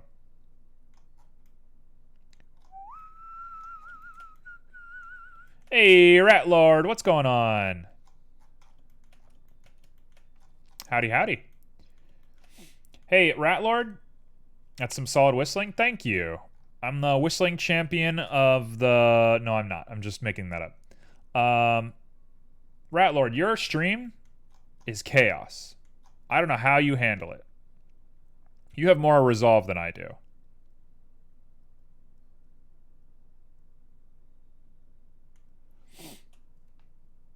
Hey, oh, I'm your friend. Thank you. Very appreciated. Okay, let's call that a gold frame. Oh, I know it's not you. I know it's your chat. Your chat's nuts. They're out of control. You need to like give them all a bonk. You need to bonk every single one of them on the head. I'm glad you're having a fun time. It is fun. Oh, for sure. I could not understand a single thing that was going on in there. Okay, so the goal right now is to make a piece of abstract painting as weird as we can. I know we can do it.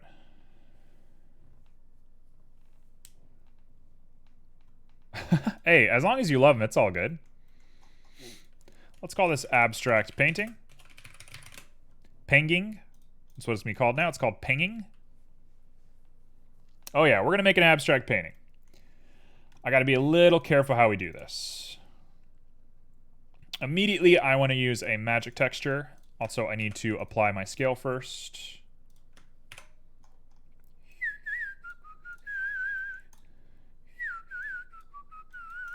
So we're going to go this one step at a time. Oh yeah. Gang up so we can nuke everybody else. I don't know how I feel about the whole nuking part, but I agree we got to gang up. Okay, so baseline. That's a painting. That is indeed a painting. We're going to go up to 4 with distortion of maybe 5 and scale of 1. And we got ourselves the beginnings of a painting. Nuke them with our art. You got it. Hey, Ratlord, I never asked, what's the goal with art for you? Are you just doing it for fun, or do you have projects in mind? Did you want to get into, like, game design, or why are you making 3D art? I'm sure your stream has already asked you this 1,000 times, but now I'm asking you.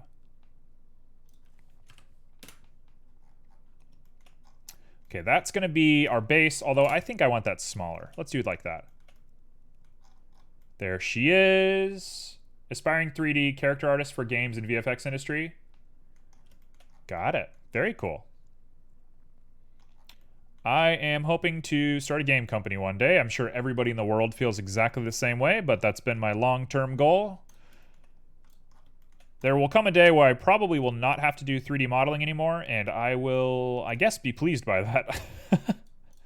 It'll be sad to some degree, but honestly, a little bit less 3D modeling would be good for my diet one day. You like 2D art and things for screen printing are fun? I'm in your senior of college, so I'll skeet into employment eventually. Hey. Senior year of college, man. So you're going to college for design? For, what are you in college for?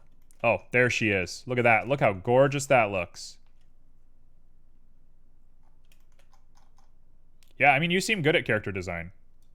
You seem really good at it. For product design? What is that? Can you explain product design for the class?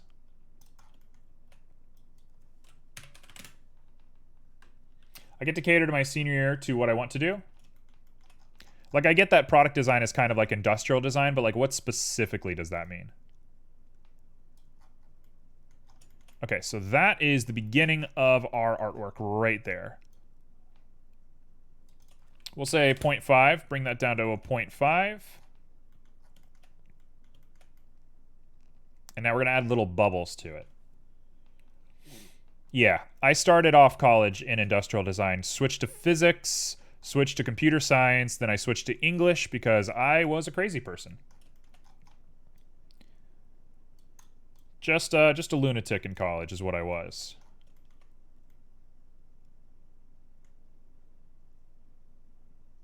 That can work.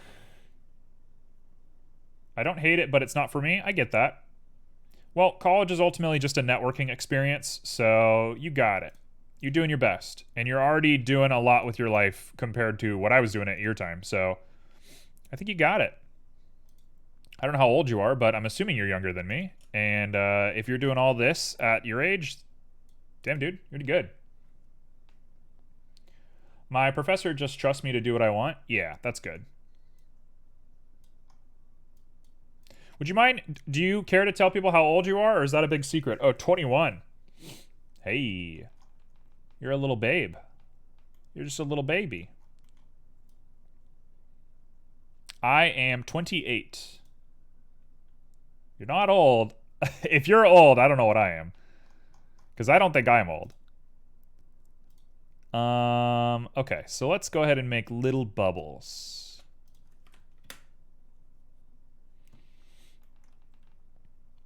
Everybody's younger to somebody, right? That's all it counts to. Yeah, you're older than the people around you, and that definitely has an effect.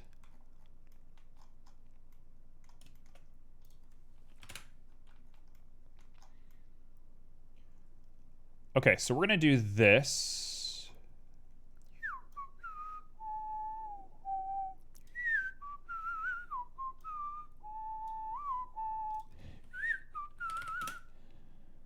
Hey, look at everyone hanging out.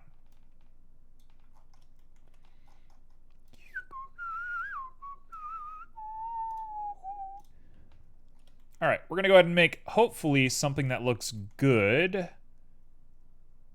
The goal here is to maybe try and get things like... No, that's not what I want. There we go. That's it, right there. 0.5. Get that looking in there so you can get these guys talking to each other. Ooh, we're in business now. We're in business now. And actually, now that I'm seeing this, get rid of the Musgrave. No Musgrave.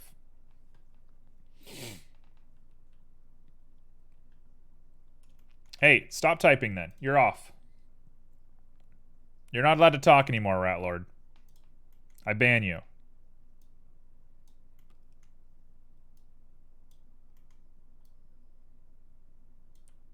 Alright. Yeah, honestly, if I was going to cancel anybody, I think I would cancel Rat Lord. You got the energy for being canceled.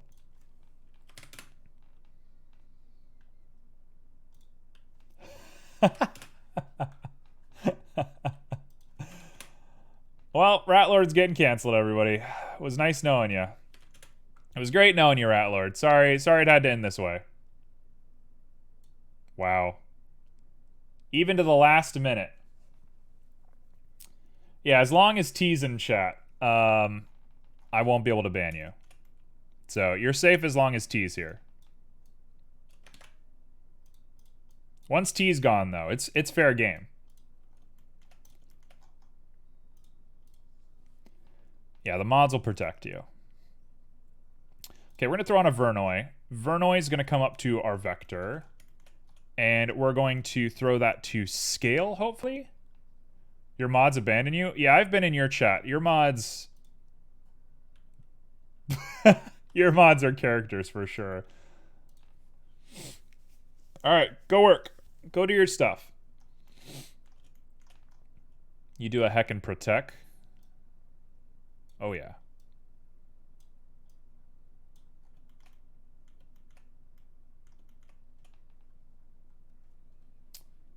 You are a model mod? Honestly. I couldn't hope for better mods in my chat. Although we don't really get into trouble very often. I've only had to ban 2 people, and both those people very much deserved it. So we keep it pretty easy around here.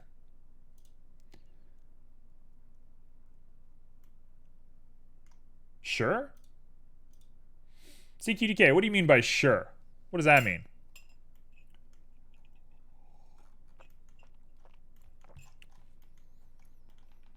I think we want distance here instead. I'm not sure I understand what is even happening to this thing right now. Not sure I really get what I'm looking at.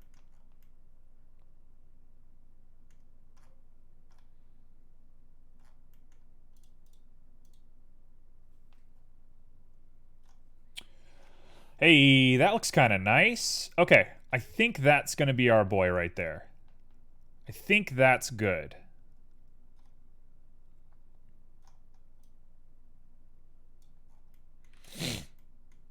What do we prefer? Do we prefer that or this? Because I think I prefer the first one. Let's do like 0.3. That way we have a little bit of both. We have these little marks showing up. Okay, so all that's going to come together. And we're going to combine all of this together into 2 different color gradients. We're going to throw them together, throw on a little bit of bump to make it look like it's been painted. And then we're done. And how much time do we have? 15 minutes until the raffle ends. Perfect timing. So anybody who wants to join the raffle, who wants to direct the last hour of stream, speak now or forever hold your peace. If you want to tell me what to do, this is your chance. So, shout out to the participants. I think we don't have a lot of people playing. Actually, we have a good amount of tickets bought already. But now's your chance, folks.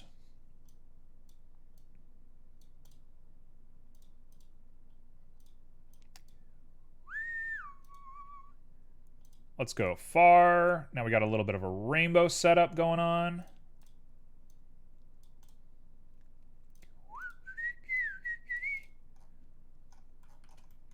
So it's doing a little bit of a color burn. Oh, we're just using factor for this.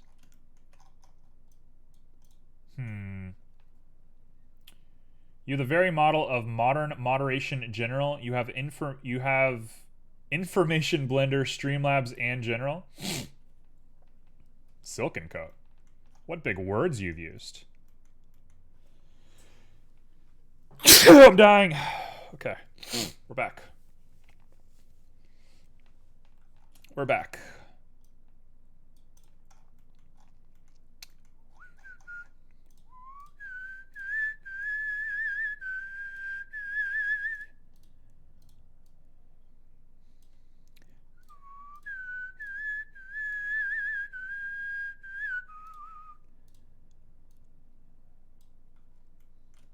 What am I gonna do about this guy? What in the world am I gonna do with this?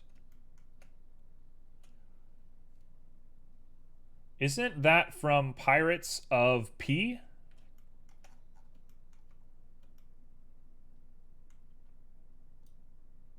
Parroting Rogers and Hammerstein?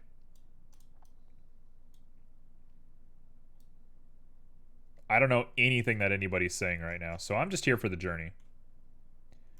Is what it really comes down to.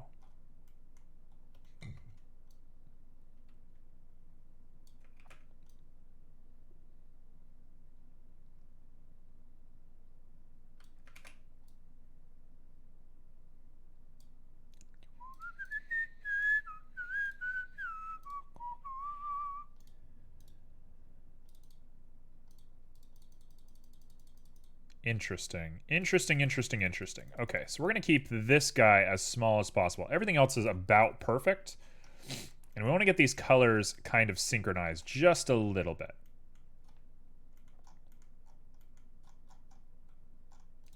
Let's get this guy very red. Very, very red. This guy is going to be near.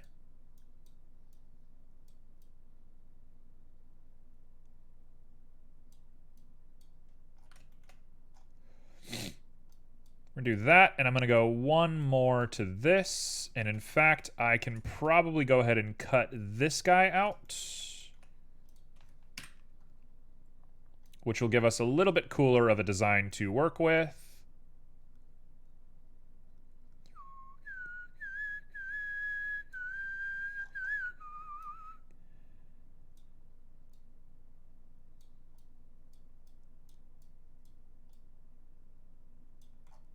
Okay, that is kind of weird and ghostly and ethereal. I think I love it. Think I'm in love today. There we go. We'll say that looks fine. Thank you for the stretch, Silken Coat.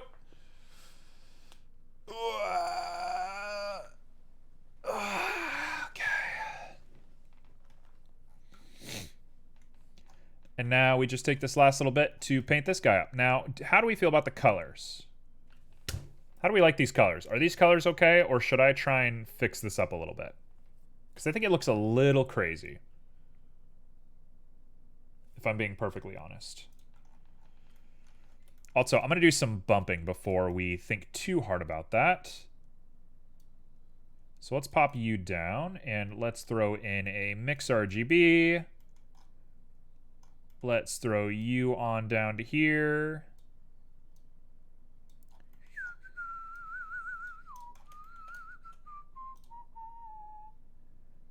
We're gonna go ahead and go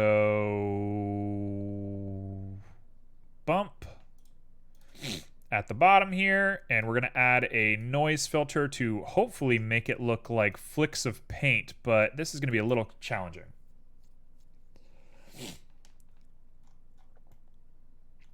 Dun, dun, dun, dun.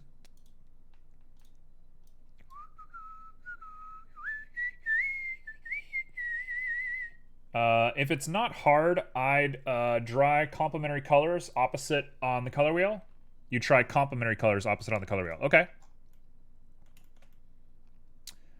So you're thinking the bottom sketch should be opposite colors. Yeah, sure. Let's give that a shot. Let me go ahead and add one more mix RGB real quick. That's going to round it out, but I actually don't want to round it out. I want to add a noise texture, and if I use ambivalent noise on here, it should be good. What does that look like? What does that look like? If I up that distortion to like 3.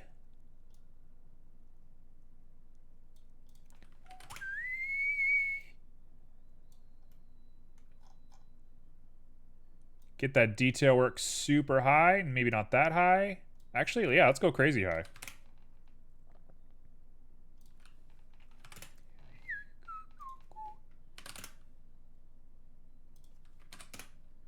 Okay, we're gonna bring this down as much as we can stand to bring it down, so that's too much. Let's go 9. And boy, does that not look like paint strokes to me.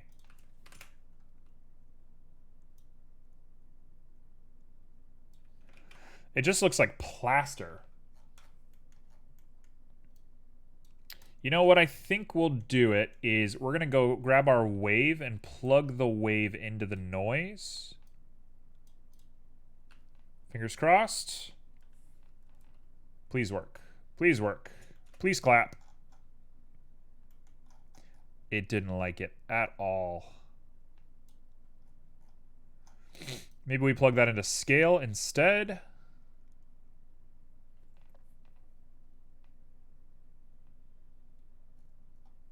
Yeah, there we go. That's a little bit better.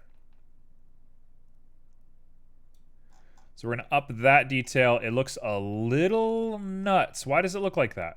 What? It looks like carbon fiber. How did we accidentally make carbon fiber today?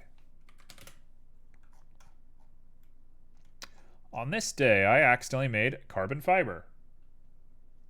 It does look like the canvas. Okay, thank you. Those are the words I needed to hear to feel like I've done a good job. So I appreciate that.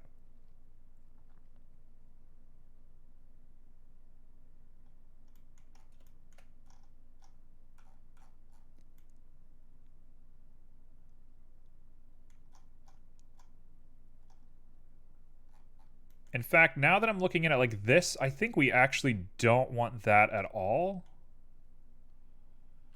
Thank you for the hydrate, Saf.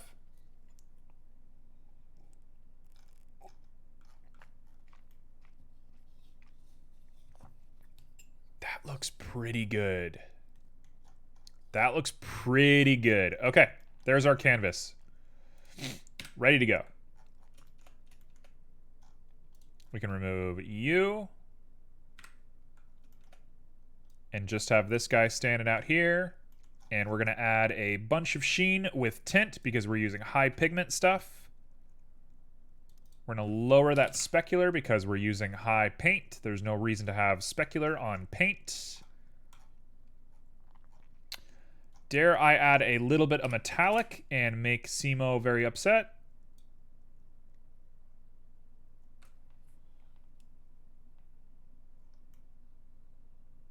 Oh, it looks good, though. Tell you what I'm going to do for the... No, actually, I'm sticking to this. I'm sticking to my guns. This is it. This is what it looks like.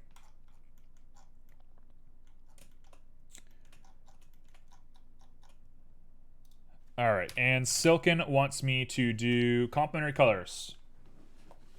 I don't think Simo actually hates metallic stuff. I just always put metallic stuff on stuff that is not inherently metallic. It's kind of my favorite thing to do.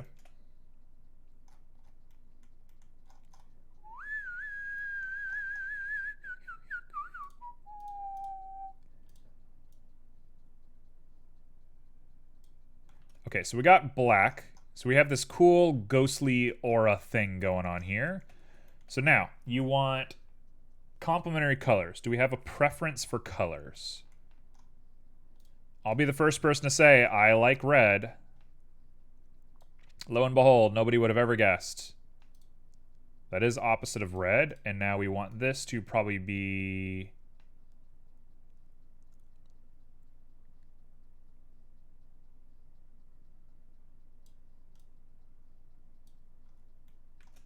So on first inspection, I would say that's what I would do. You want more cyan? Okay.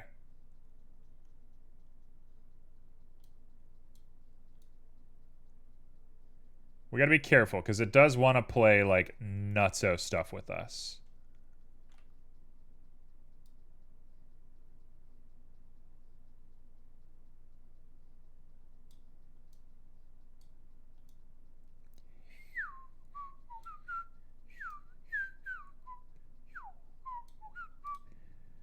I'm gonna add, like, a bright white. That looks pretty creep and cool. What does creep mean? I'd say it looks like a piece of modern art. It lacks a little bit of the fine detail that abstract art usually has, but I'm using procedural textures, right? I'm not gonna be on the same level as an abstract artist. To even try and imagine that is, I think, a little bit rude of me. So I'm going to say that looks not bad. I want to add like one more element to it. I have 5 minutes. What can I do in this? What can I do to this in 5 minutes? Off the top of my head, real quick, thinking as fast as humanly possible.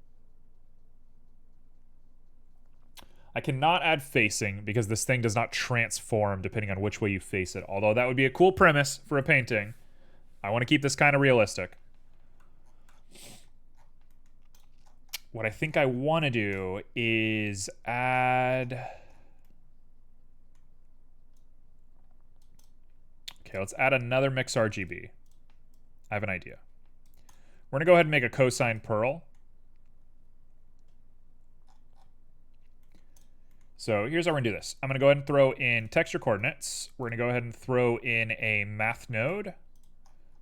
This is my favorite little hack in Blender. Take reflection to value, and you take that and you plug it directly into your color, and what do you get? You get pearl. You get a beautiful pearl color.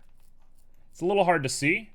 I'll plug it directly in so everyone can just see it as is, but we'll go ahead and mess with it a little bit later. Oh, it didn't work at all. Hello? Maybe it's too fine detail for this. Oh, well, that's a shame.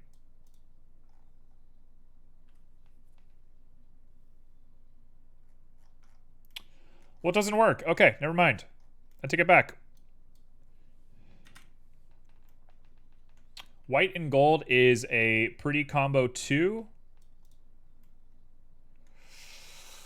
Oh, do I want to put gold on top of this? I don't think I do. I really don't like the way gold looks in general. I'm not a gold fan. Never been a gold fan.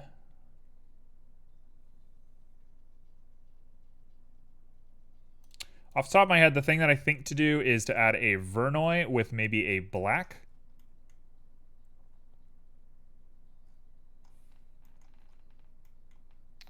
So let's go with a linear light dark. Maybe add a little bit of a red undertone since I think the red was not showing up too much on the original sketch. Oh gosh. Chill out just a little bit.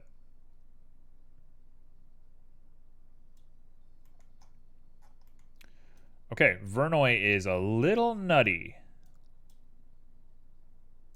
Let's go ahead and bring these guys together a little bit.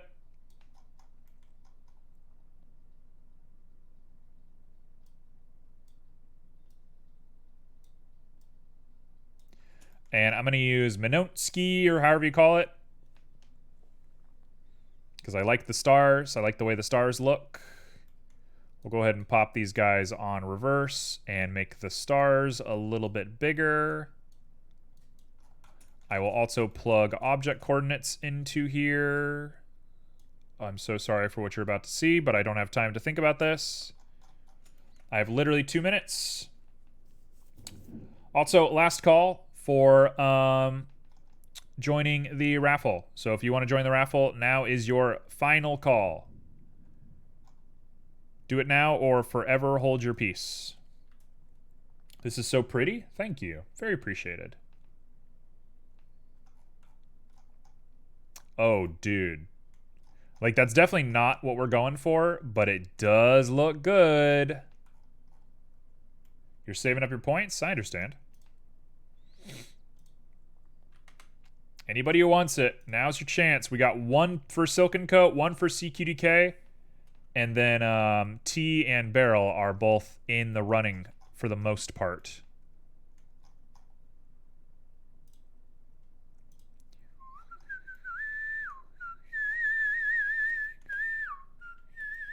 Thank you for the save. Very appreciated.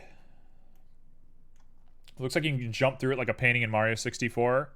This would take you to the poison level for sure. There's no doubt about that. This is the poison level. Let's use difference. I'm having trouble because it's black, and black doesn't want to multiply correctly, so it's actually my fault for not using real colors. So let's bring these colors down just a little bit.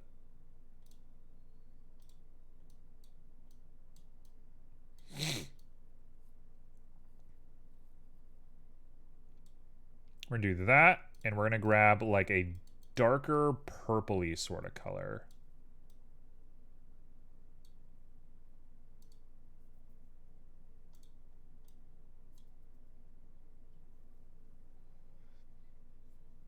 Very pretty? Well, thank you. You're all very sweet. I'm just doing my best at this point. Okay, I think that's about as good as I can hope to get this. I think that's gonna have to be the look. Would you ever see something like this in a museum? No. This looks a little amateur for me. But I did make it by the skin of my own teeth. So I guess as a parent, I have to hang it on my fridge and say, hey, I did it. Oh, my child made this.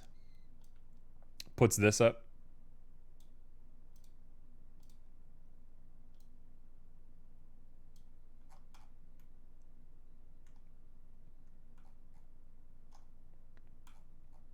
Sure. Yeah, this'll do. Old FYE arcade flooring. Man, I haven't thought about FYE in a long time. That brings back weird nostalgia, man.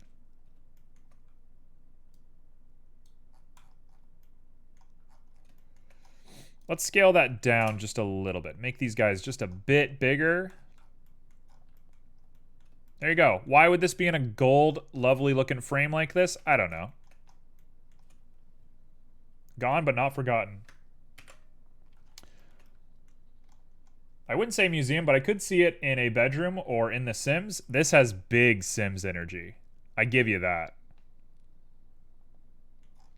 I could simplify my texture file as well by using a flat texture, so I probably will do that when it comes time. But otherwise, we're done. Get that good detail work in there. Okay, so what chaos have I brought upon myself today? You guys get 10 seconds, and then I am pressing complete on the raffle. Make it count. Ugh.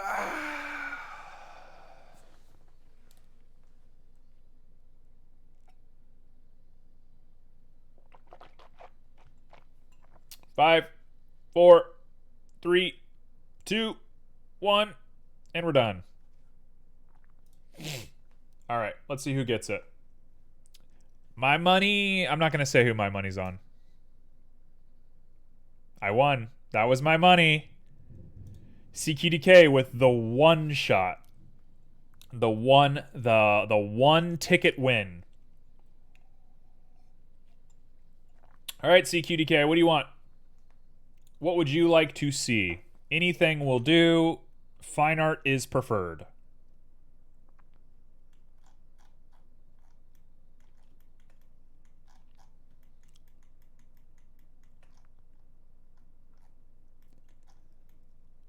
This is really not that bad looking. I'm actually looking at this and I'm like, this is kind of cool. We like kind of did it. There's some weird stuff here, and I need to add the little crenellation stuff here, but otherwise, kind of did it. It's not a terrible looking frame. I would put this in a game. I'd hang this guy up. All right, CQDK, let's hear it. You get maybe like a minute more, and then I'm going to select another winner. I think we're on a little bit of a delay, so I'm kind of working off that delay. But for the most part, let's hear it.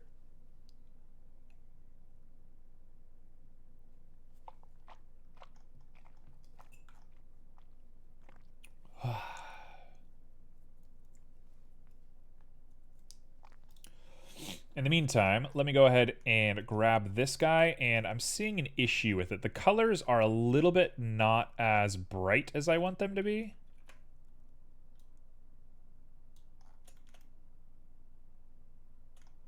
Oh, there we go. Oh, dude. Yes. Doesn't look like CQDK is here. They might have just been away from keyboard for a little bit. We'll give them a moment. We'll give CQDK just a moment, but you don't get a lot of time.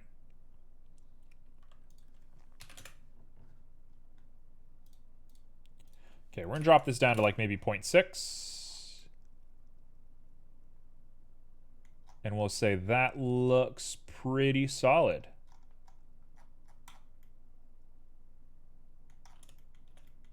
Can't be too upset with this. Yeah, that'll do. All right, I got 10 seconds left, and then I'm choosing a new winner. So everyone gets another lease on life.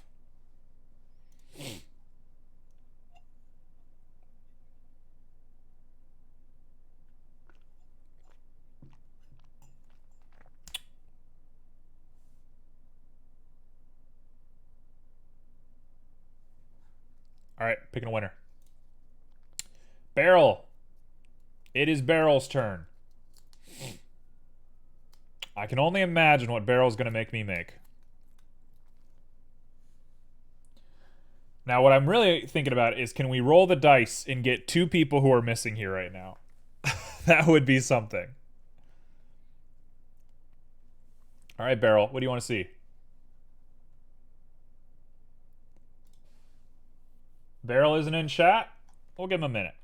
Sometimes chat takes a little bit to load, so sometimes people are here and they just don't show up. That is okay. We're really going to come down to the wire on this one, aren't we? This is the fun of doing the raffle. It's such a long exposure that people come and go, you know? Okay, so I really want to weather this frame down a little bit. I think I'm going to have to buff it out in a image editor. I'm trying to even think of like what that would look like. I'm pretty sure you would use like the wood texture with a mix RGB. Oh gosh, let's try it. While we're sitting here, while we're thinking about it, I'm gonna grab this.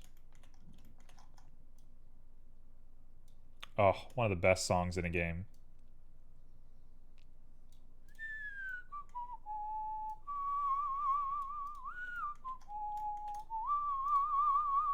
All right, I'm going to choose a new winner. You know what? I don't have time for this right now. Let's not do this. New winner.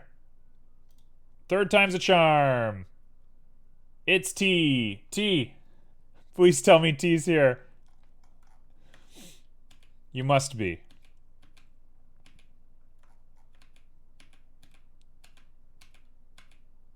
There we go. We're going to lose our minds. Hey, T's here. All right, T. What do you want to see? Hey, T, what do you want to see? I'm actually kind of pleased with this texture on the frame. It's like really not that bad looking. This little crenellation part, I don't love that it becomes like sharpened here. It looks a little weird. But I can't be that upset about it. You can do whatever you want, honestly, as long as it's appropriate. You can ask for whatever you'd like. Yeah, let's call that. Let's call that right there. That's done. I'll think about crenellation stuff later. That'll be an off-stream thing, or we'll come back to this another time when I'm better. Okay, so you want me to make a fancy display pedestal for like a statue? All right, I'll make a statue as well. I need to make columns anyway for a side project. So let's make a column. So we're going to call this painting. Cube is... What's the cube? Oh, we can get rid of that. Frame, paint, bottom, backup. Yes. All that goes up into here, and we'll make another one, and we'll call this statue. So the question is, what kind of statue do you want me to make? Because I'll make a statue as well. Okay, so let's go over to our old friend Google. And I'm going to look up pedestal. A cup of tea. Honestly, a statue of a cup of tea makes a lot of sense here.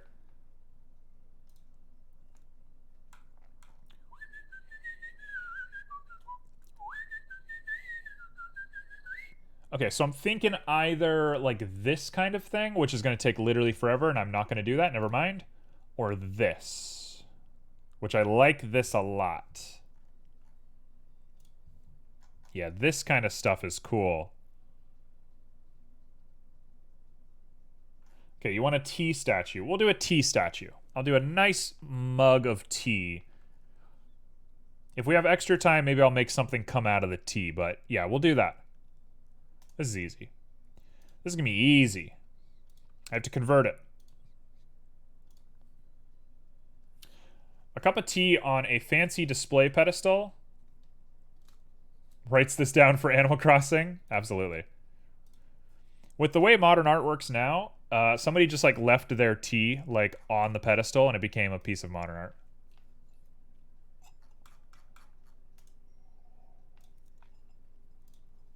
All right, let's go back to Blendy. Let's pop on into here. Let's click the statue. Let's open up our desktop and let's toss them in. Bada boom.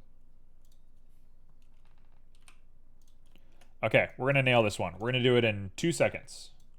This is gonna take me no time at all. I'm definitely not gonna get like super hung up on small details and mess up and want to restart and freak out halfway through the sketch. Definitely not going to happen. That is definitely not the kind of person I am. It's definitely not what you've come to expect here. It's going to be easy.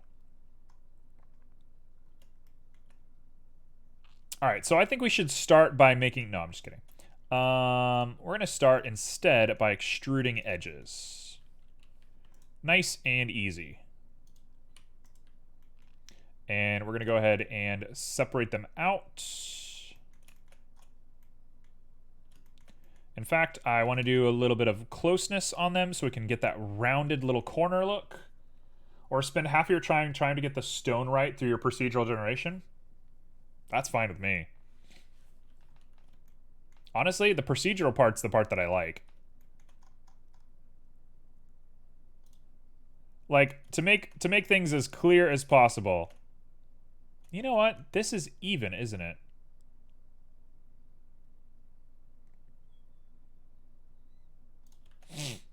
Okay, we're gonna take some liberties on this thing.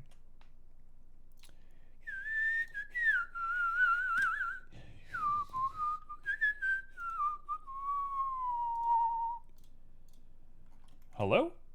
There he is. Okay, so what we want to be doing is grabbing you, moving you down, bringing you in. Sir, please? Sir? Sir? Sir?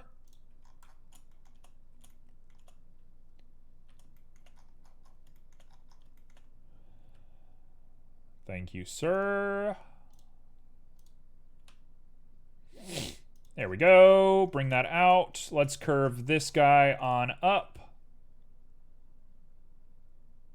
Like that. We'll go ahead and grab all of this.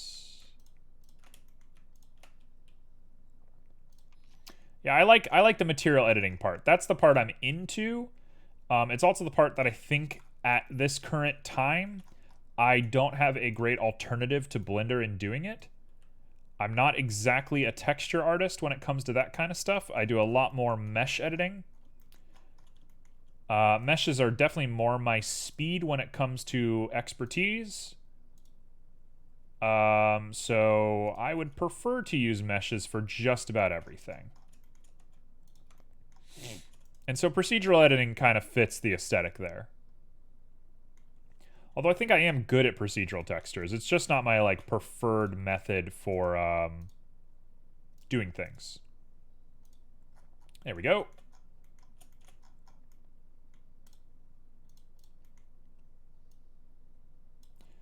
That is a little guy. So, what we should be doing at this point is applying our scale, getting in here, and we're going to bevel it. Second verse, same as the first. Get all those bevels looking up there.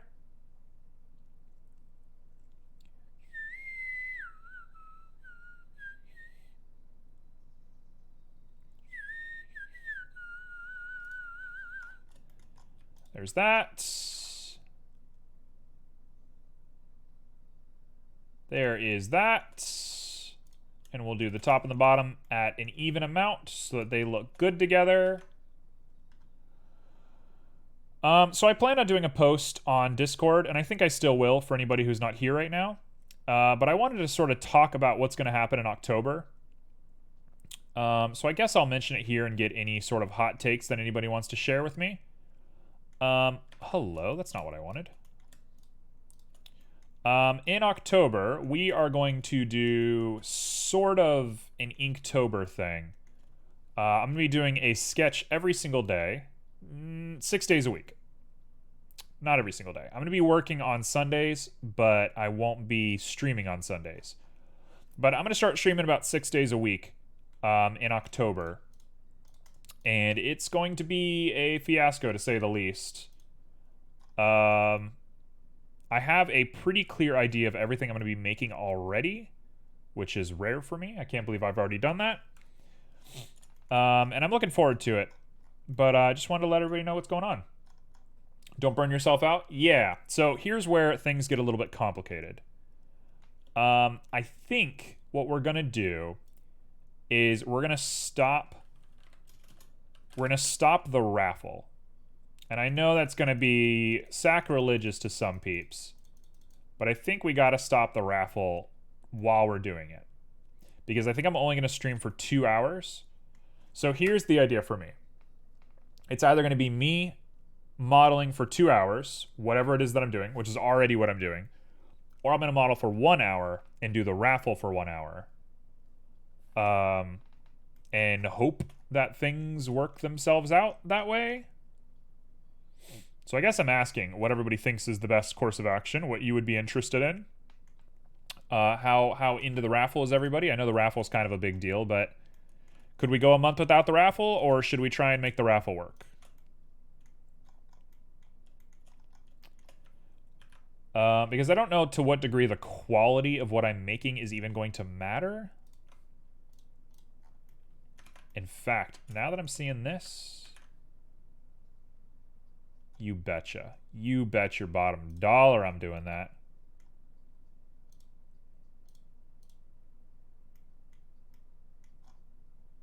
Let's do an 8. Do 5 2-hour streams, and on Saturday do a raffle. I thought about that, but we already have people who enter the raffle and then don't show up for the raffle.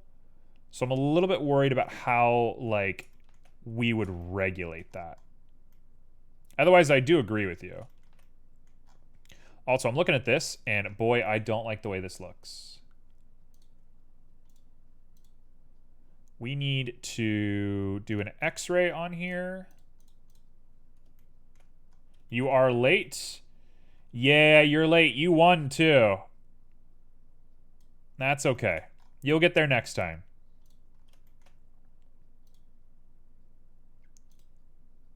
Okay, let's do a linear grab there. Bring it up.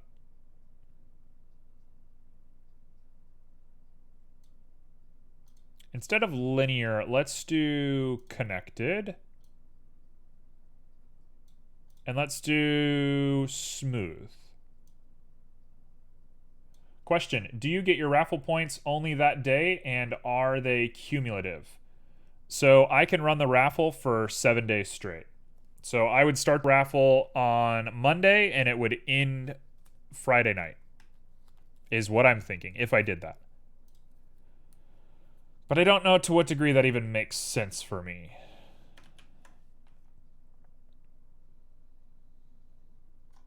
You know what I want to do? I want to take all of this. Here's what we're going to do.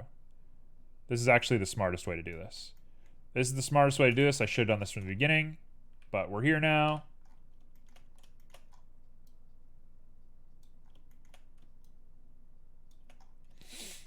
Now we can go ahead and just pull this up. No, why?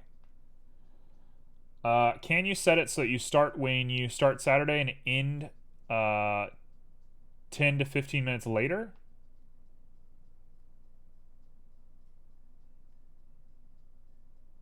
I could do that, Silken. I could definitely do that. I would just, I guess, hang out and talk for the first few minutes. I suppose I see what you're saying. I would listen it if the internet provider was great as they paint themselves. What? I'm assuming your internet went out, Beryl. I'm assuming that's what you're saying. I'm sorry that happened to you. The internet going out, especially when you're like paying for it, is the worst.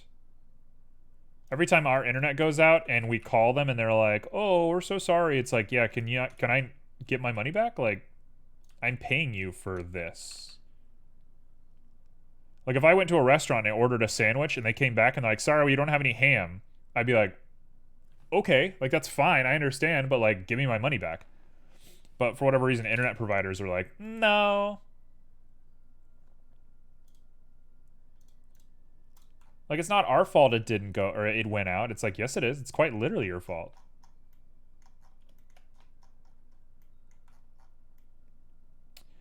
Okay, so we have what is roughly a pedestal. I'm thinking I might have screwed this up a little bit. I'm looking at this right now, and I'm thinking this is not what I should have done.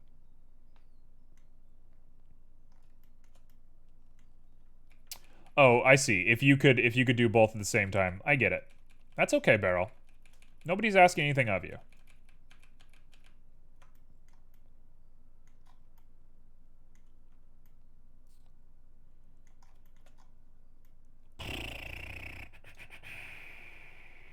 I made this way too short. Okay, so new plan. New plan, new plan, new plan. Let's grab all of these guys. Get rid of them. Dissolve. Let's go into here. Either no raffle or open Saturday and go about 10 minutes later and just talk for a little bit about your game, plans, life. Yeah, sure. How great CG Simo is. Simo would love that. All right. Silken, if that's what we think is a good idea, I like that. Silken, this is why I pay you the big bucks.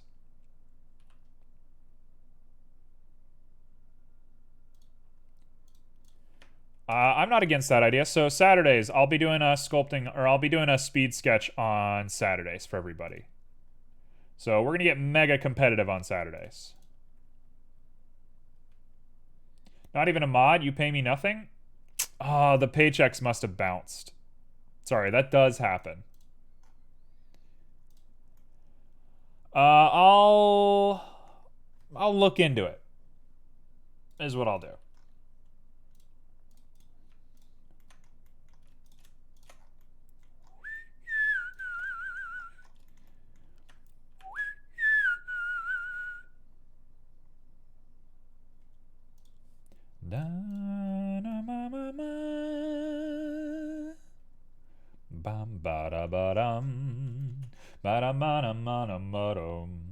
Is there a sound only mode on mobile? Why can't it have the same in browser? That is an interesting idea. I don't know.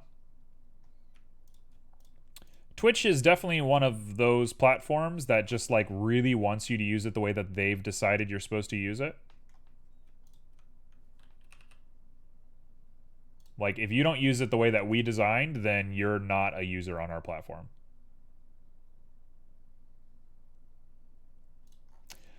You could say that about Twitch in a lot of ways, the more I think about it. Like, their weird relationship with female streamers and stuff like that, yeah. Wow. In fact, now that I think about it, I pay you, so you're basically negative paying me. See, that's like the Disney mentality, right? You hire people at Disney, but then you give them like incentive to come to the park, and then they're like, oh, I love Disney, this is my life, and they buy like, you know, turkey legs and popcorn, and they buy all the clothing and stuff, and it's like, the people who work for Disney give more money to Disney than Disney gives them. That's that Disney mentality. That's how you start an empire right there.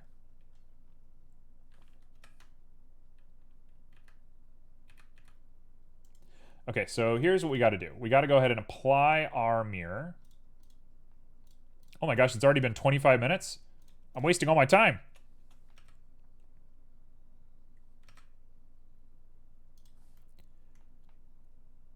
Okay, there's that. Let's go ahead and extrude in just a little bit. That's too much. Negative 0.1. We're going to add a little bit of a bevel to that, and then we're going to do the exact same thing again. This one doesn't need a bevel. Instead, it just needs to be pushed in because we want that scoop. And then the last one goes right from there. And it also gets pushed in.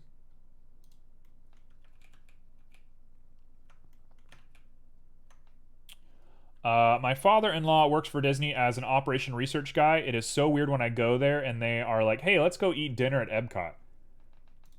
Yeah, it's kind of nuts. It's the whole projected value thing, right? It's like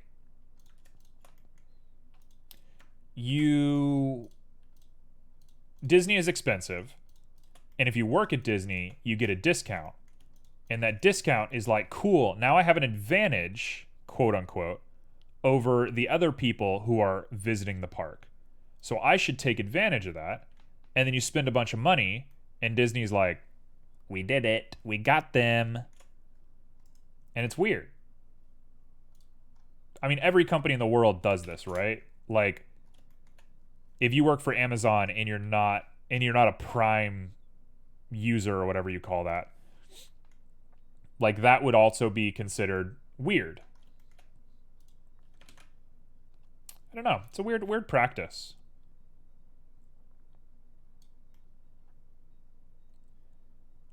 Okay, that's going to be that. And now we just go one more.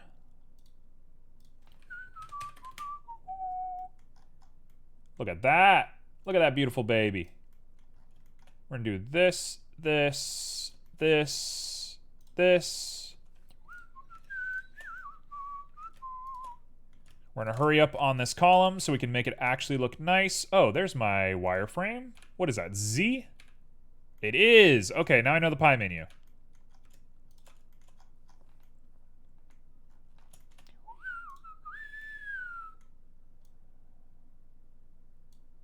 Wait, Silken, you live near Disney? You think in general company discounts are an excuse to give your shorter unpaid lunch breaks without people complaining too much? I think I strongly disagree. I think... So back in the day, this is probably common knowledge to a lot of people, but for anybody who is not in the know, let me share some old world stuff. Back in the day, there were these companies, I forget what they're called, but there were these companies, and what they would do is they would pay you in a currency that you could only redeem at a shop that the script, thank you. Yeah, you got paid in script. And script, you could only purchase things at the company store. And so if you were like a miner, and usually these were remote jobs.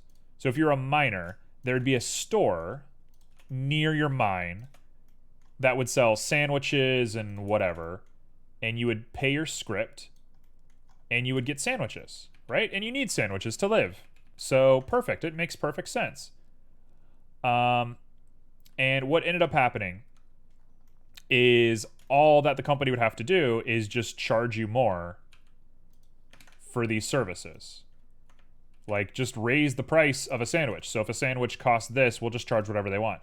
And so these companies were making a good amount of money from their own employees. And nowadays, you know, company discounts are the closest that companies can get to doing that. And so they do. And it's a shame. It's very manipulative. It's very weird. So always be on the lookout for peeps. Always be on the lookout for the ways that the company wants to take the money that they give to you back from you. Because everybody tries to do it. The original mobile game currency? Absolutely. If you work for Blizzard, Blizzard wants you to buy their video games. If you work for Coke, Coke wants you to drink their soda. Everybody works that way. They want you to purchase their products even though you're the one that makes them. And, you know, ultimately you're free to do whatever you want. It's weird. And it makes sense. I mean, if I had a product, I'd want the people who make the product to like the product. But, I don't know. Incentivizing people to buy the thing that they're already, like, exposed to all day, kind of weird. Depends how deliberate, I guess, you're being. Anyway, this has been the Political Hour with Red. Thanks for joining. Next week we will be talking about geoeconomic values through culture and how they influence the economy, and whether or not we should be incentivizing. Anyway, nope, I'm just kidding. Enough of that joke.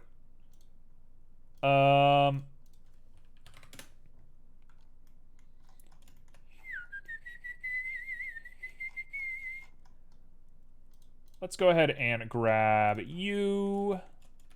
we're just going to do a single bevel to get rid of that weird little seam there. Otherwise, I think this is about perfect.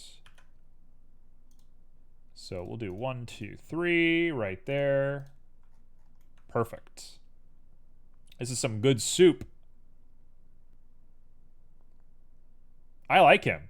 He's a good-looking little pillar right there. You could put all sorts of things on this guy. Now, if I'm really thinking about this thing, I think we want to go like this. They always have this, don't they? Oh, wait, no. Hold on. Oh, yeah, we got the mirror. Oh, we're set. They always have this little platform here. They want you to, like, rub your fingers in this little crack or something. I don't know. That's what makes good art, is art that you can just rub your fingers in the crack. Honestly, like, every time there's, like, textile... You know, we ignore textile stuff. Good artists understand textiles.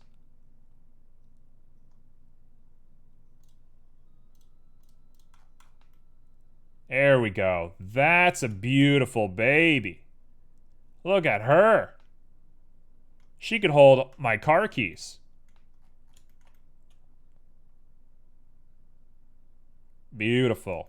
Beautiful. If I was being a little bit crazier, I would add divots in here and maybe like a leaf, but nope, we're not going to do it. We're just going to make a cup of tea. Some of it depends on what you are doing. Like working for a game company and giving you a free or discounted game is more of a show of appreciation of your work. I don't know if I totally agree with that. Because, like, you already know whether you like the game or not. If somebody's paying you an extra $60, you just buy the game. It's your choice whether you like the game or not. I think giving people a free copy of a game that they just finished making is kind of like saying, we've made the decision for you to enjoy this, and it's coming out of, like, corporate spending. Like, you already know if it's a good game. There we go. The problem with modern movies are, oops, all reboots, and the fact that the message, political or otherwise, is front and center and the actual story is pushed aside. I would contrast this to Studio Ghibli. The message is clearly there, but the story takes the spotlight. Where'd that come from, Beryl? Beryl, I missed how we got there. I'm with it. I think modern movies have a lot of work to do. But I don't know how we got here.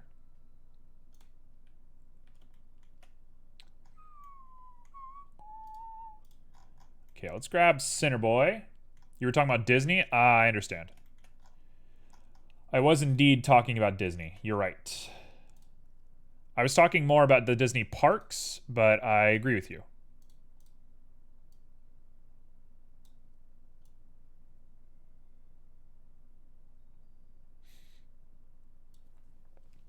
You know you like it, but if you worked on the game, you could also easily just pocket the copy you worked on a CD too. Yeah. I don't know. Maybe I'm gonna be the person to say, if you work on a game, you don't have to like that game. Like, sacrilegious, I know. That's the worst thing you could ever say, but, like, you don't have to like the game you just made.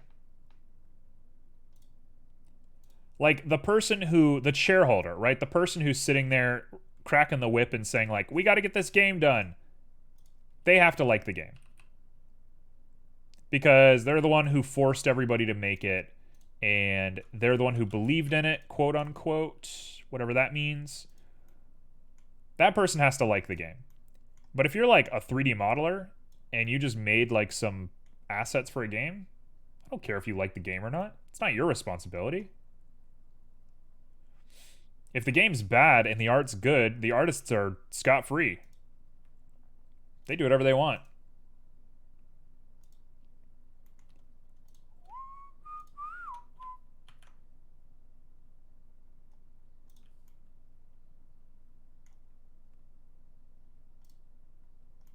That looks pretty solid for me.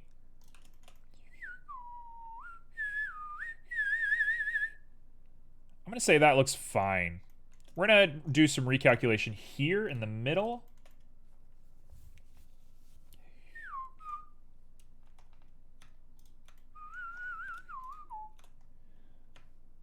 Let's go ahead and do a grid fill. Nope, that's not going to work. What are we going to do about that? What are we going to do about this? Do I really have to sit here and fix all of this? I think I do. I wish I had a button for extrude, but do not remove the center layer. I'm sure there's a button for it, and I just don't know it. Here we go. I feel like we always do this every speed sketch. We do the original sketch super fast, and then we do the speed sketch, and we just sit and do like retopo stuff every time. But this one is very necessary, so we'll go ahead and just take it.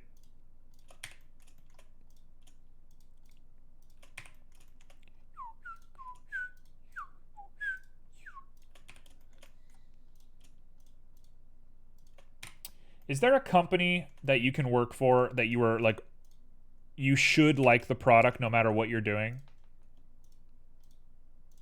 I suppose that's sales, right? If you work in sales and you don't like what you're selling, you're just like taking advantage of people. I suppose sales is like supposed to be the most good-spirited job out there, but because people need a job and people just want to like get paid, it ends up being the least good-spirited job in the world. Aside from like a hitman or something. Like, in no way am I going to compare salespeople to hitmen. But sales is normally kind of a job where you gotta push the bounds a little bit.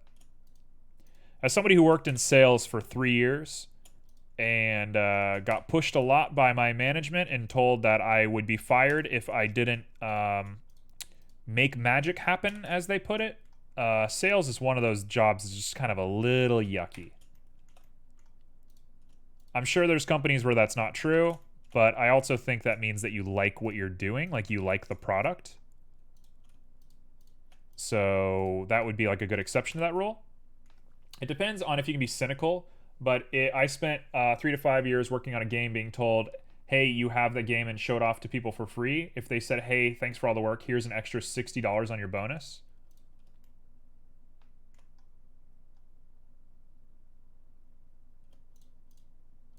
Did we just agree? I'm not sure if that was an agreement or not, because I agree you should be paid the extra $60. You shouldn't be given the game. I thought that you automatically get a copy. When a book is published and the author has hired an illustrator or contributor, it is custom for the illustrator to receive a copy. I think that is true. I think you do automatically get a free copy. But I think the expectation for that is like putting it on a shelf. I think that being treated as like a like congratulations, here's your copy of the game. I don't really agree with that. It's my own personal take though. I would not be a fan if somebody did that to me. Hey, there we go. Perfect. So we got a little smooth shade on there. A little teacup, really wide brim teacup. Let's go ahead and grab this rim right here.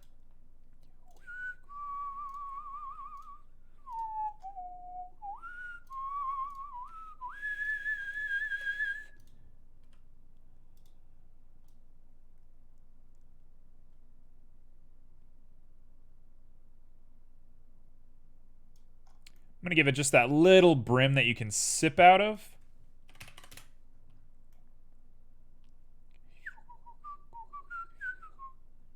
Little cute teacup? Yeah, I agree.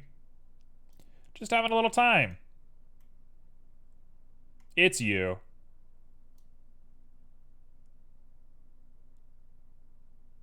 There we go. That is just about perfect looking, I would argue. Now, I like teacups that look just like this, but we will add the handle because we're not a heathen.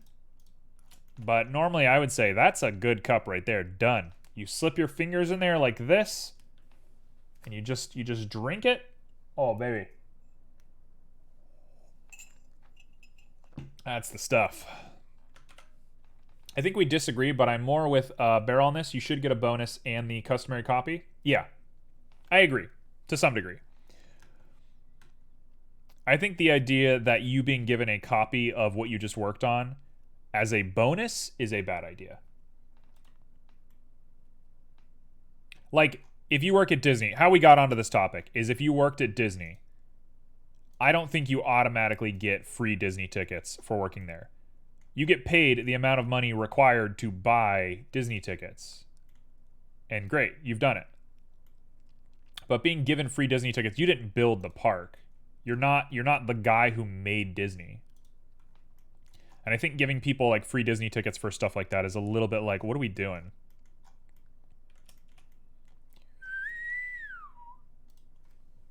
Negative 0.03.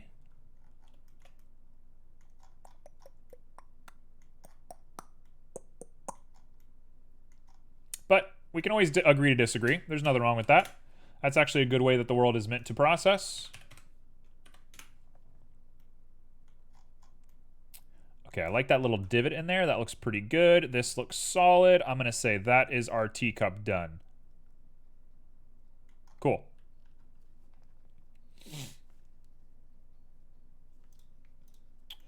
Let's go ahead and make ourselves a little bit of a handle. So I'm going to remove these guys.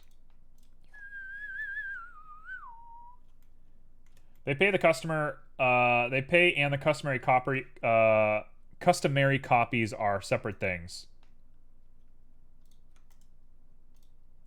Disney is pretty close to script, although the ticket thing itself isn't bad. They do have blackout dates and basically allow you to let you plus 3 more people in the park for free, and it's not at capacity. Yeah, but you could just buy a copy of that, right? Like, they shouldn't give you that. I don't know. I don't exactly know what I'm saying anymore. I think what I'm trying to say is companies should stop assuming that you like the thing that you're working on. Like, there's something to be said about, like, hey, I don't like this personally, but I'm working really hard on it. Like, there's something kind of cool about that. I get that that might be, like, hurt people's feelings. People who are, like, very passionate about it, that might hurt people's feelings. But, like, they're employees. They're not fans. The idea that every employee has to be a fan of the company is kind of a weird premise for me.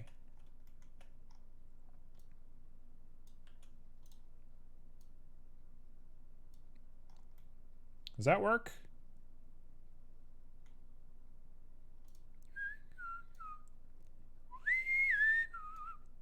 It's going to come really close to touching the counter is what it's going to do.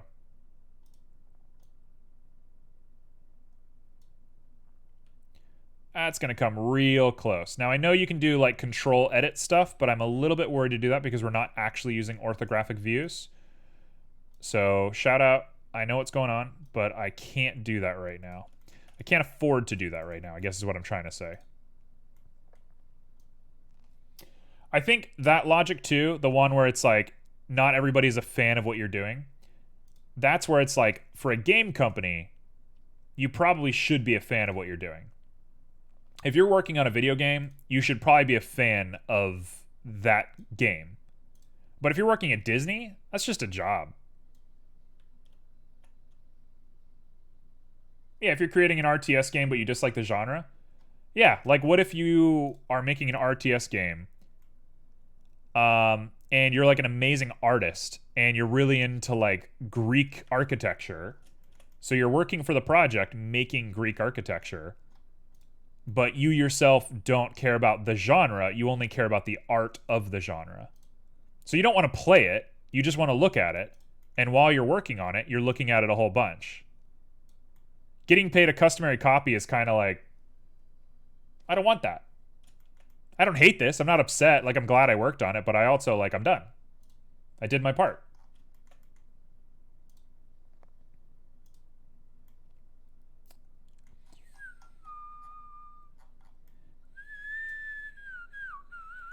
You know what? Actually, we made a big mistake. I gotta do it all over again. My gosh. Whoops.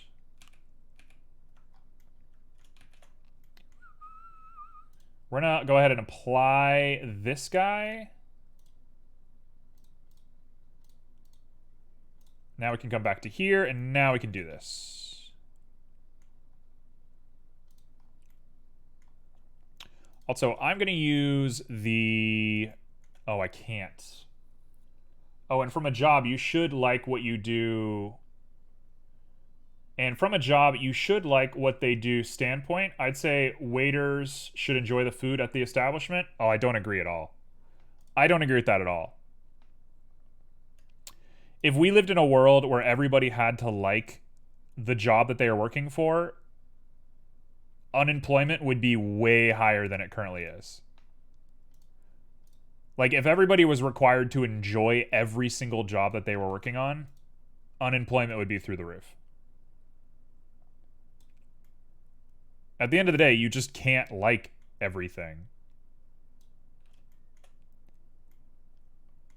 Like, that'd be great in, like, a utopia, but, like, nah, that doesn't work.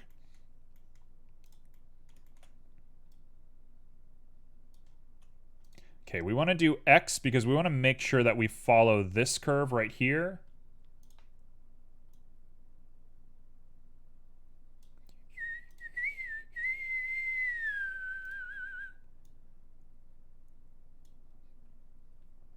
I'll go ahead and do that. Pop this guy on up.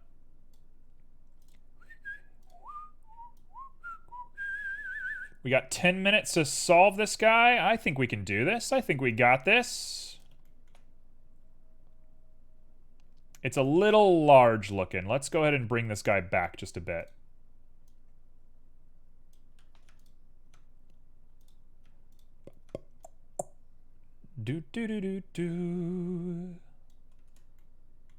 Happiness is mandatory. Unhappiness is treason. Treason is punishable by death. Yeah, that's very 40K. It'd be great if everybody liked what they did, but people don't get paid enough to like what they did. If waiters got paid, like, you know, a good wage to be a waiter, yeah, it should be required that every waiter loves the restaurant they work for. But if you're getting paid minimum wage, no way. No way, Jose. You show up, you do your job, you go home, and you decompress. Like, that's all that is required of you. I'm not saying you should have enjoyed being a waiter, but part of being a waiter, as opposed to, say, McDonald's counter attendant, helping people have a good experience. Oh, yeah, no. If we're arguing, like, pay, like people getting paid a livable wage, I agree with you. But I think when you talk to wealthy individuals, they think that waiters should like what they're doing before they get paid a livable wage, and we'll figure that part out afterwards. And I don't agree with that at all. Pay them a livable wage, and then you can hire passionate people. But you got to do one before the other. As somebody who has been told that I don't deserve to be paid more money, when I was also being told that I was the best employee at the place that I was working at, I don't mess with that attitude anymore. That whole thing doesn't exist to me anymore.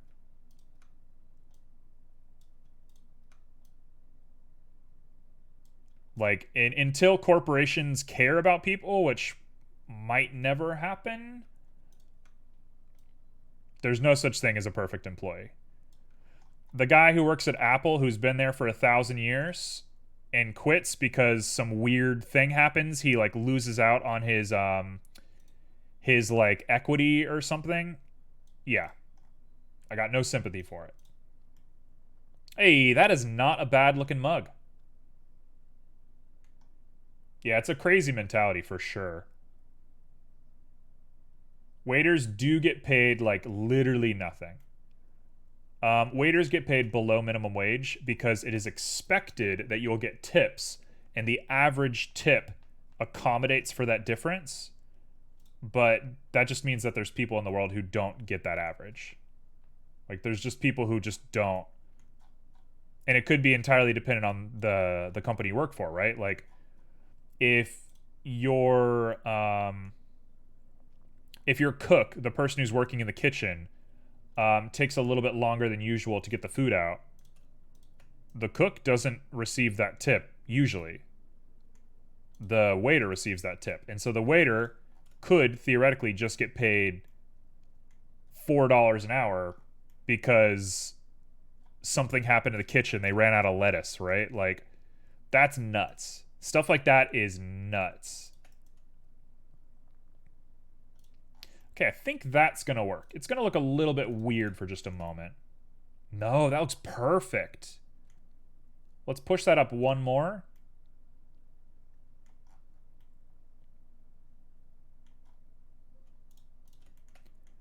This is it. This is it, baby. Let's push that out just a little bit more, and let's color him. How's that for a cup of tea? How is that? I'm going to go ahead and pop out that bottom a little bit. I've been kind of experimenting with whether I want to do this or not, but yes, we're going to do this. Technically, the place has to make up the difference if you don't get paid minimum wage with tips, but I would be surprised if it didn't end up being result in being fired for not performing well. Yeah. Is amazing tea? Thank you. Very appreciated. Okay, dissolving that edge makes it look bad, so we're not going to dissolve that edge. Money can't be happiness is the phrase by people that are either in denial or never had to stress about bills in their life. I don't agree with that one. Okay, so there is actually science to back this up. There is studies on this about whether or not money can buy happiness. And here is the relative evidence, however much you trust science, I guess. The scientific process, I should be more specific about it. In current money, it is assumed that money directly affects people's happiness up until you make 70 to 90,000 per year. The moment you make more than that, money is directly disproportionate to how happy you are as a person. So if you make less than 70,000 per year, yes, making more money will make you happy. If you make more than that, go get a hobby. Go do something with your life. Chill. Money, you're good on money. Like, you don't need it. I'm not saying you don't need it. Like, you're fine. Do whatever you got to do. But, like, it's not going to make you happier.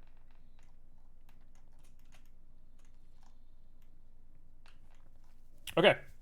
That is my tea. Done. So we'll call this a pedestal. Pedestal. Sure, I don't think that's spelled correctly, but that's what we'll do. And the sphere is going to be called a teacup. Oh, we only have 5 minutes. I'm going over on my time today. Sorry. Sorry to all the folks out there.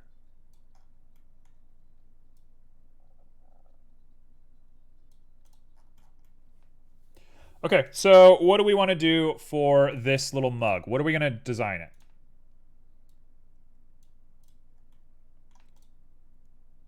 Give it a little nice, cool rotation right there. We can go ahead and delete you. Let's go ahead and set up these textures real fast. Okay, you're going to want to do two things to a Verneuil. And by a Verneuil, I mean a pillar. We're going to want to add a double bump to this thing. So a bump with a mix RGB, which is not that. Hello, mix RGB, thank you. Pastel, please. Okay, I don't exactly know what pastel means, but I'll go for it.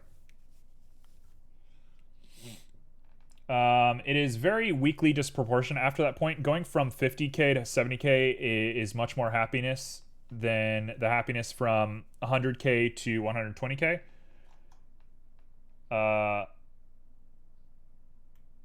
Yeah, I agree with you, Beryl, to some degree. I just think there are people who do need to actually worry about money. Myself is one of them. I am not at a point where I am liberated from money yet. We'll get there one day. What I'm saying is the study suggests that going from 90,000 to 120,000 makes you less happy. That's what evidence would suggest. And I think that refers to the effort that you're putting into it. If somebody gave you an extra 30,000 a year and said you don't have to work harder at all, I doubt that would affect people's happiness, but it's usually the pursuit of money that makes people happy. Or unhappy, I should say. It's having to like do the work to get that money and having to be treated a certain way by people or having expectations, responsibilities, etc. But otherwise, I do agree with you. I do agree completely. Okay, there we go. Let's up that detail to max. Let's lower that dimension down. We're going to grab these guys, throw the roughness up a bunch, get that texture looking good. And we're going to go ahead and invert it. And we're going to do a multiply to really seal the deal on this bad boy. And we're going to do 0.75 because I'm crazy. Pastel or light colors? Okay, we'll do a light. A little light color. And we're going to do the exact same thing as we did before. And we will lower that strength down like that. Maybe a little bit more. Shout out to Bomberman Music for being just what it is. Boy, do I wish I had time to sit and edit this, but I don't think I do. So we're going to go real fast. Pastel essentially means high brightness and low saturation. You got it. I can run that back. Okay, so the white is going to be green. And the black is going to be gray. And we're going to add a lighter shade of gray in here to hopefully break it up a little bit. We've effectively made a subsurface already on this thing.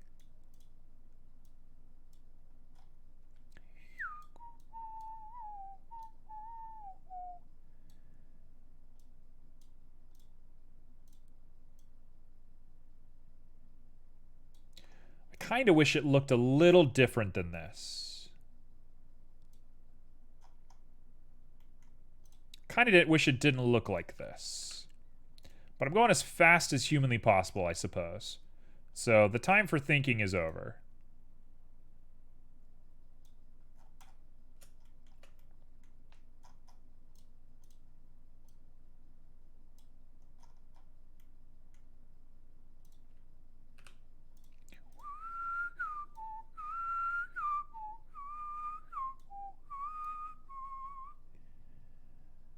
There we go. Just a little bit of a gradation there, and that looks fine. I think I'm going to make it even darker now that I'm looking at this.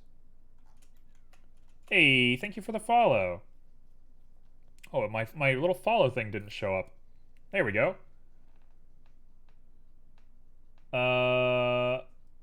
Okay, hold on. I got to read your thing, but it's a lot to read. You've given me a big old chunk of text. Let's get in here. Give me one moment. And honestly, I'm looking at this, and I think what we want to do is up that roughness quite a bit. Ain't no roughness to this thing. Specular is going to be low. No metallic. Sheen.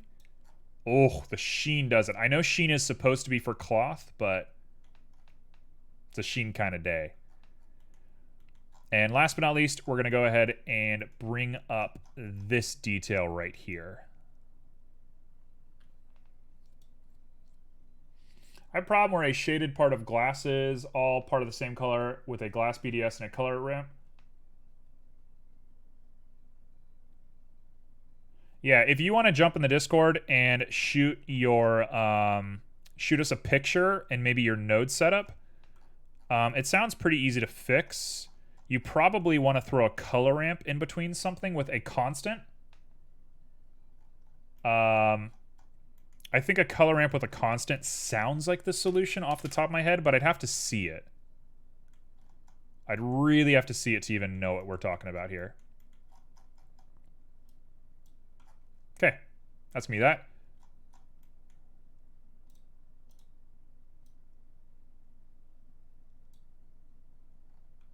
Hey, thanks for the Discord link. Okay, that's gonna be my best pillar. He's not great. I don't love him. I'm sorry for the pillar. I'm sorry he's not a great pillar. This is the pillar we get, though. We're already over time. And you want me to do a pastel on this little teacup? Okay, let's do a pastel.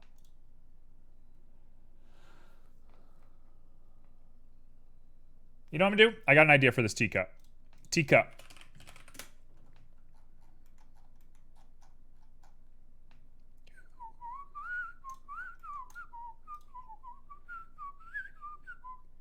We're gonna go ahead and do something weird. Hey, that's no worries at all. We take care of everybody. There's no problem. I'm going to tell you right now, I'm not the world's best 3D modeler, so any advice I give should be taken with a grain of salt, but I'm pretty good at solving node problems. I'm pretty good at nodes. I know my nodes well. Tell you what I want to do. I shouldn't have deleted that, is what I shouldn't have done. We're going to do that with a wave texture.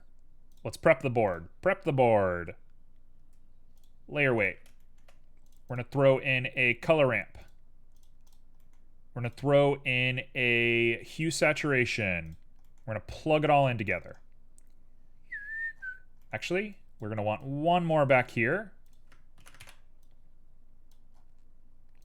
Put in some object data there. Put in that there. Bam, bam, ba-dam, bam, bam. Bwam, bwam, Red knows a bit, but CG CMO's the best. That's pretty much the rules of the thing. Pretty much the rules of the land.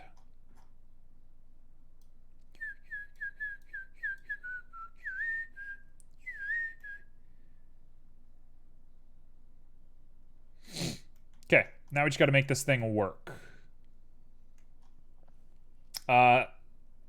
It's just praise CMO, but praise was spelled wrong. You had it right the first time.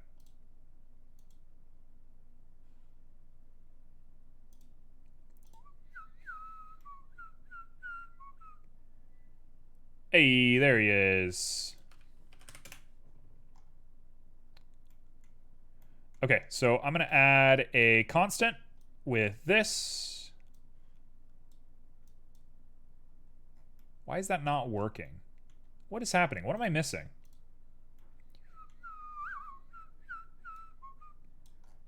What am I missing here? Hue. Hue goes between two values. Oh, they're exact copies of their value, is what it is. You know what? I don't know why it's not working. In the meantime, we're going to grab layer weight, and I'm going to grab a pastel. When I think of T, I think of pink, and I think of blue.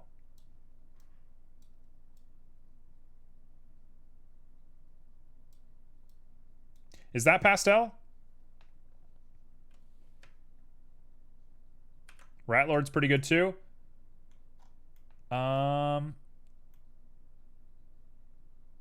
Sure. I don't know Ratlord stuff too well. From what I've seen, Ratlord stuff looks crazy. A little brighter? Okay. We'll make it a little bit brighter.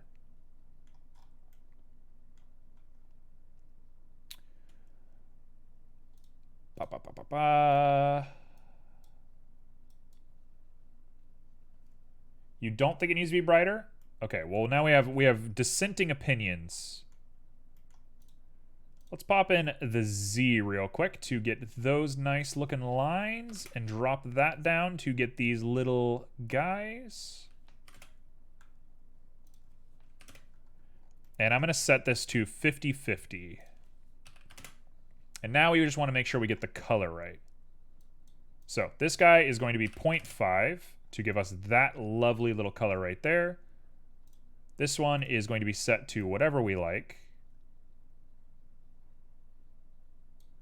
I'm going to say 0.2, no, 0.25.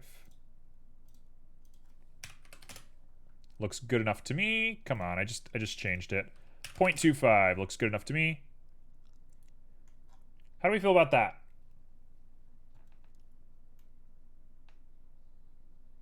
It looks a little dark to me. This guy's too dark. What I want to do, actually, is go full saturation on both of these.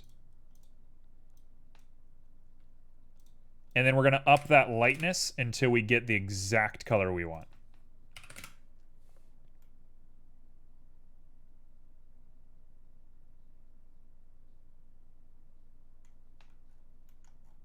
Do we like the stripes? Are the stripes okay?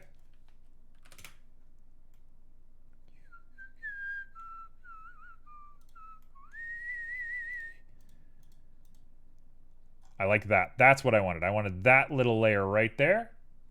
Love the stripes. I appreciate that. Thank you. I'm going to go ahead and reduce the edge on these stripes just a little bit to make them feel a little bit more real. Make them have a little bit more of a painted approach. And then we are way over on time.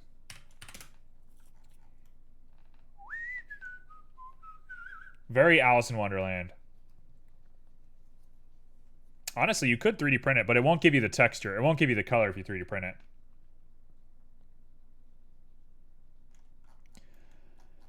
Okay, so we got that. Sure, it's very Cheshire Cat. And also, you like that little bend, how it has the iridescence in it? We're going to go ahead and up that by going metallic. Lowering that roughness just a little bit. Oh, by the way, is it Dirty? Do you pronounce your name Dirty? I have a recommendation for you, Dirty, if you are learning 3D modeling for the first time. I will not forget to raid. Thank you for telling me. It's Dirty, you got it. I have a strong recommendation for you when you're learning 3D modeling. And it is, don't use those BDFs that you're using. Use the principled BDSF. Yes, it's more intimidating. Yes, you have to sit and dig through here. And there are certain things that the other ones are better at doing. But if you want to export your stuff to a game engine or give the file to somebody else, sell files, etc., you're going to have to use this. Like, this is how you export your textures. I'm sure there's ways around it. I'm sure there's experts who know things. But in my experience, it's not worth it. This is really what you want to use if you want to keep these textures for other things. So I would get in the habit of using this as much as you can. Okay. Well, that's my teacup. Done. I thought about putting tea in it, but I've decided against it. You know what? I'll put tea in it right now. Why not? Why not? Let's just do it. Let's just get it done with. Click you. Click this. Remove that. Grab you. Do a fill. We grab you. We just leave it, I guess. Great tip. I was looking through and seeing the similarities, so I tried using different ones, but to no avail. Yeah, it can be difficult to say the least. I made a bunch of stuff that I love from a long time ago, and they don't export to principled BSDF very well. And so I wish I had never made them to begin with in the wrong setup, but you live, you learn, you know? Okay, so we're going to go to object mode, and we have some weird tearing here that I don't love. Do we have auto normals turned on? We don't. There we go. Problem solved. We'll do 45 just because why not? And now let's make some tea. Tea is nice and easy. It is just transmissive. It is very reflective. No sheen. Transmission roughness is high. Shall I add some bump to it? Sure, I shall. It's going to be small little bumps, but nothing is a perfect surface. I've heard 3D printers that can use multiple fillings, but you probably won't get your hands on any at the present. Yeah, they're very expensive. You're also not going to get a Fresnel iridescent sort of setup, so even if you spend big money, you're not going to make exactly this pattern. So you're better off just painting it. Using like pearl paint or something like that.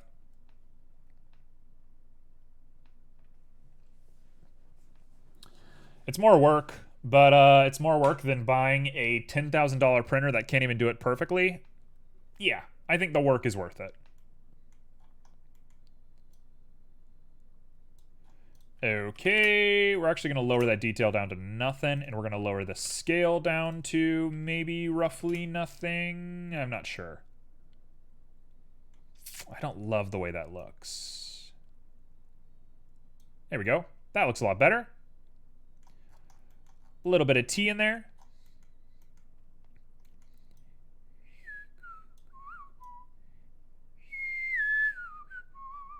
Okay, I broke it. Everything's done. I'm ruined. Blender does not want to work anymore. There we go. You can talk to ceramics people too. If you're having a college year with pottery class, people might be willing to make it. That's not a bad thing, although whether people would want to do it or not is a different question. There we go. There's your tea. Tea for tea. So I'm going to say that's it. I went 15 minutes over, but so be it. Not the worst thing I've ever done. And we'll go ahead and grab our painting. Actually, we're going to grab our pedestal and our teacup because I want to move those instead. So we're going to pop these guys on down to here. And here is our setup. Let's not use the background for now. So that's what we did today. I hate this pedestal. This looks terrible. Everything else, pretty good looking. This guy just looks so bad. You know what? Immediately, first thing I want to do, just get rid of that green. No more green. You like the pedestal?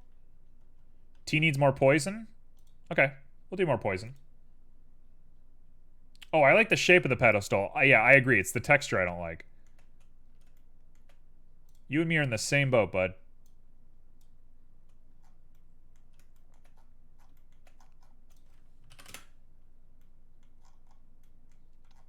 In fact, I think what might even do the job better is we're just going to get rid of that.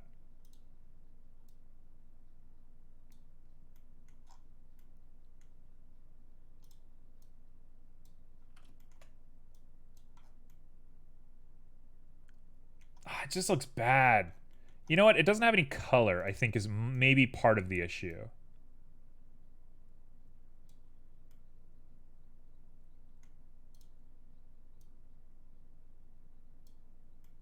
Yeah, it needs a lot of love. There's something just missing about that pillar, but we'll call that it for now. Everything else I love. Can you add speckles? I can, but I'm going to call it today. We're done. I am vamoosed, so I'm going to take a picture like this, I think. Let's push that up, and let's get a really close-up, cool picture here. Let's get a really intense-looking guy. So we're going to get a picture like that, I think. That'll be our picture for the day. Okay. So let's add ourselves a camera.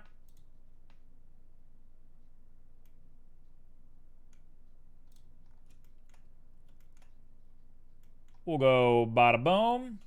We'll go ahead and look through our camera lens. And honestly, can't be too mad about that.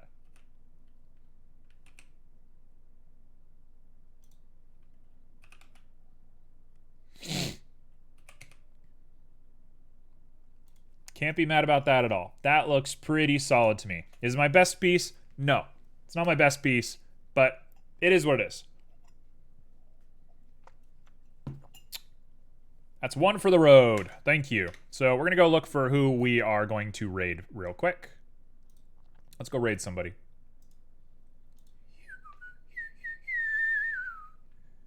Let's see who is 3D modeling on this day.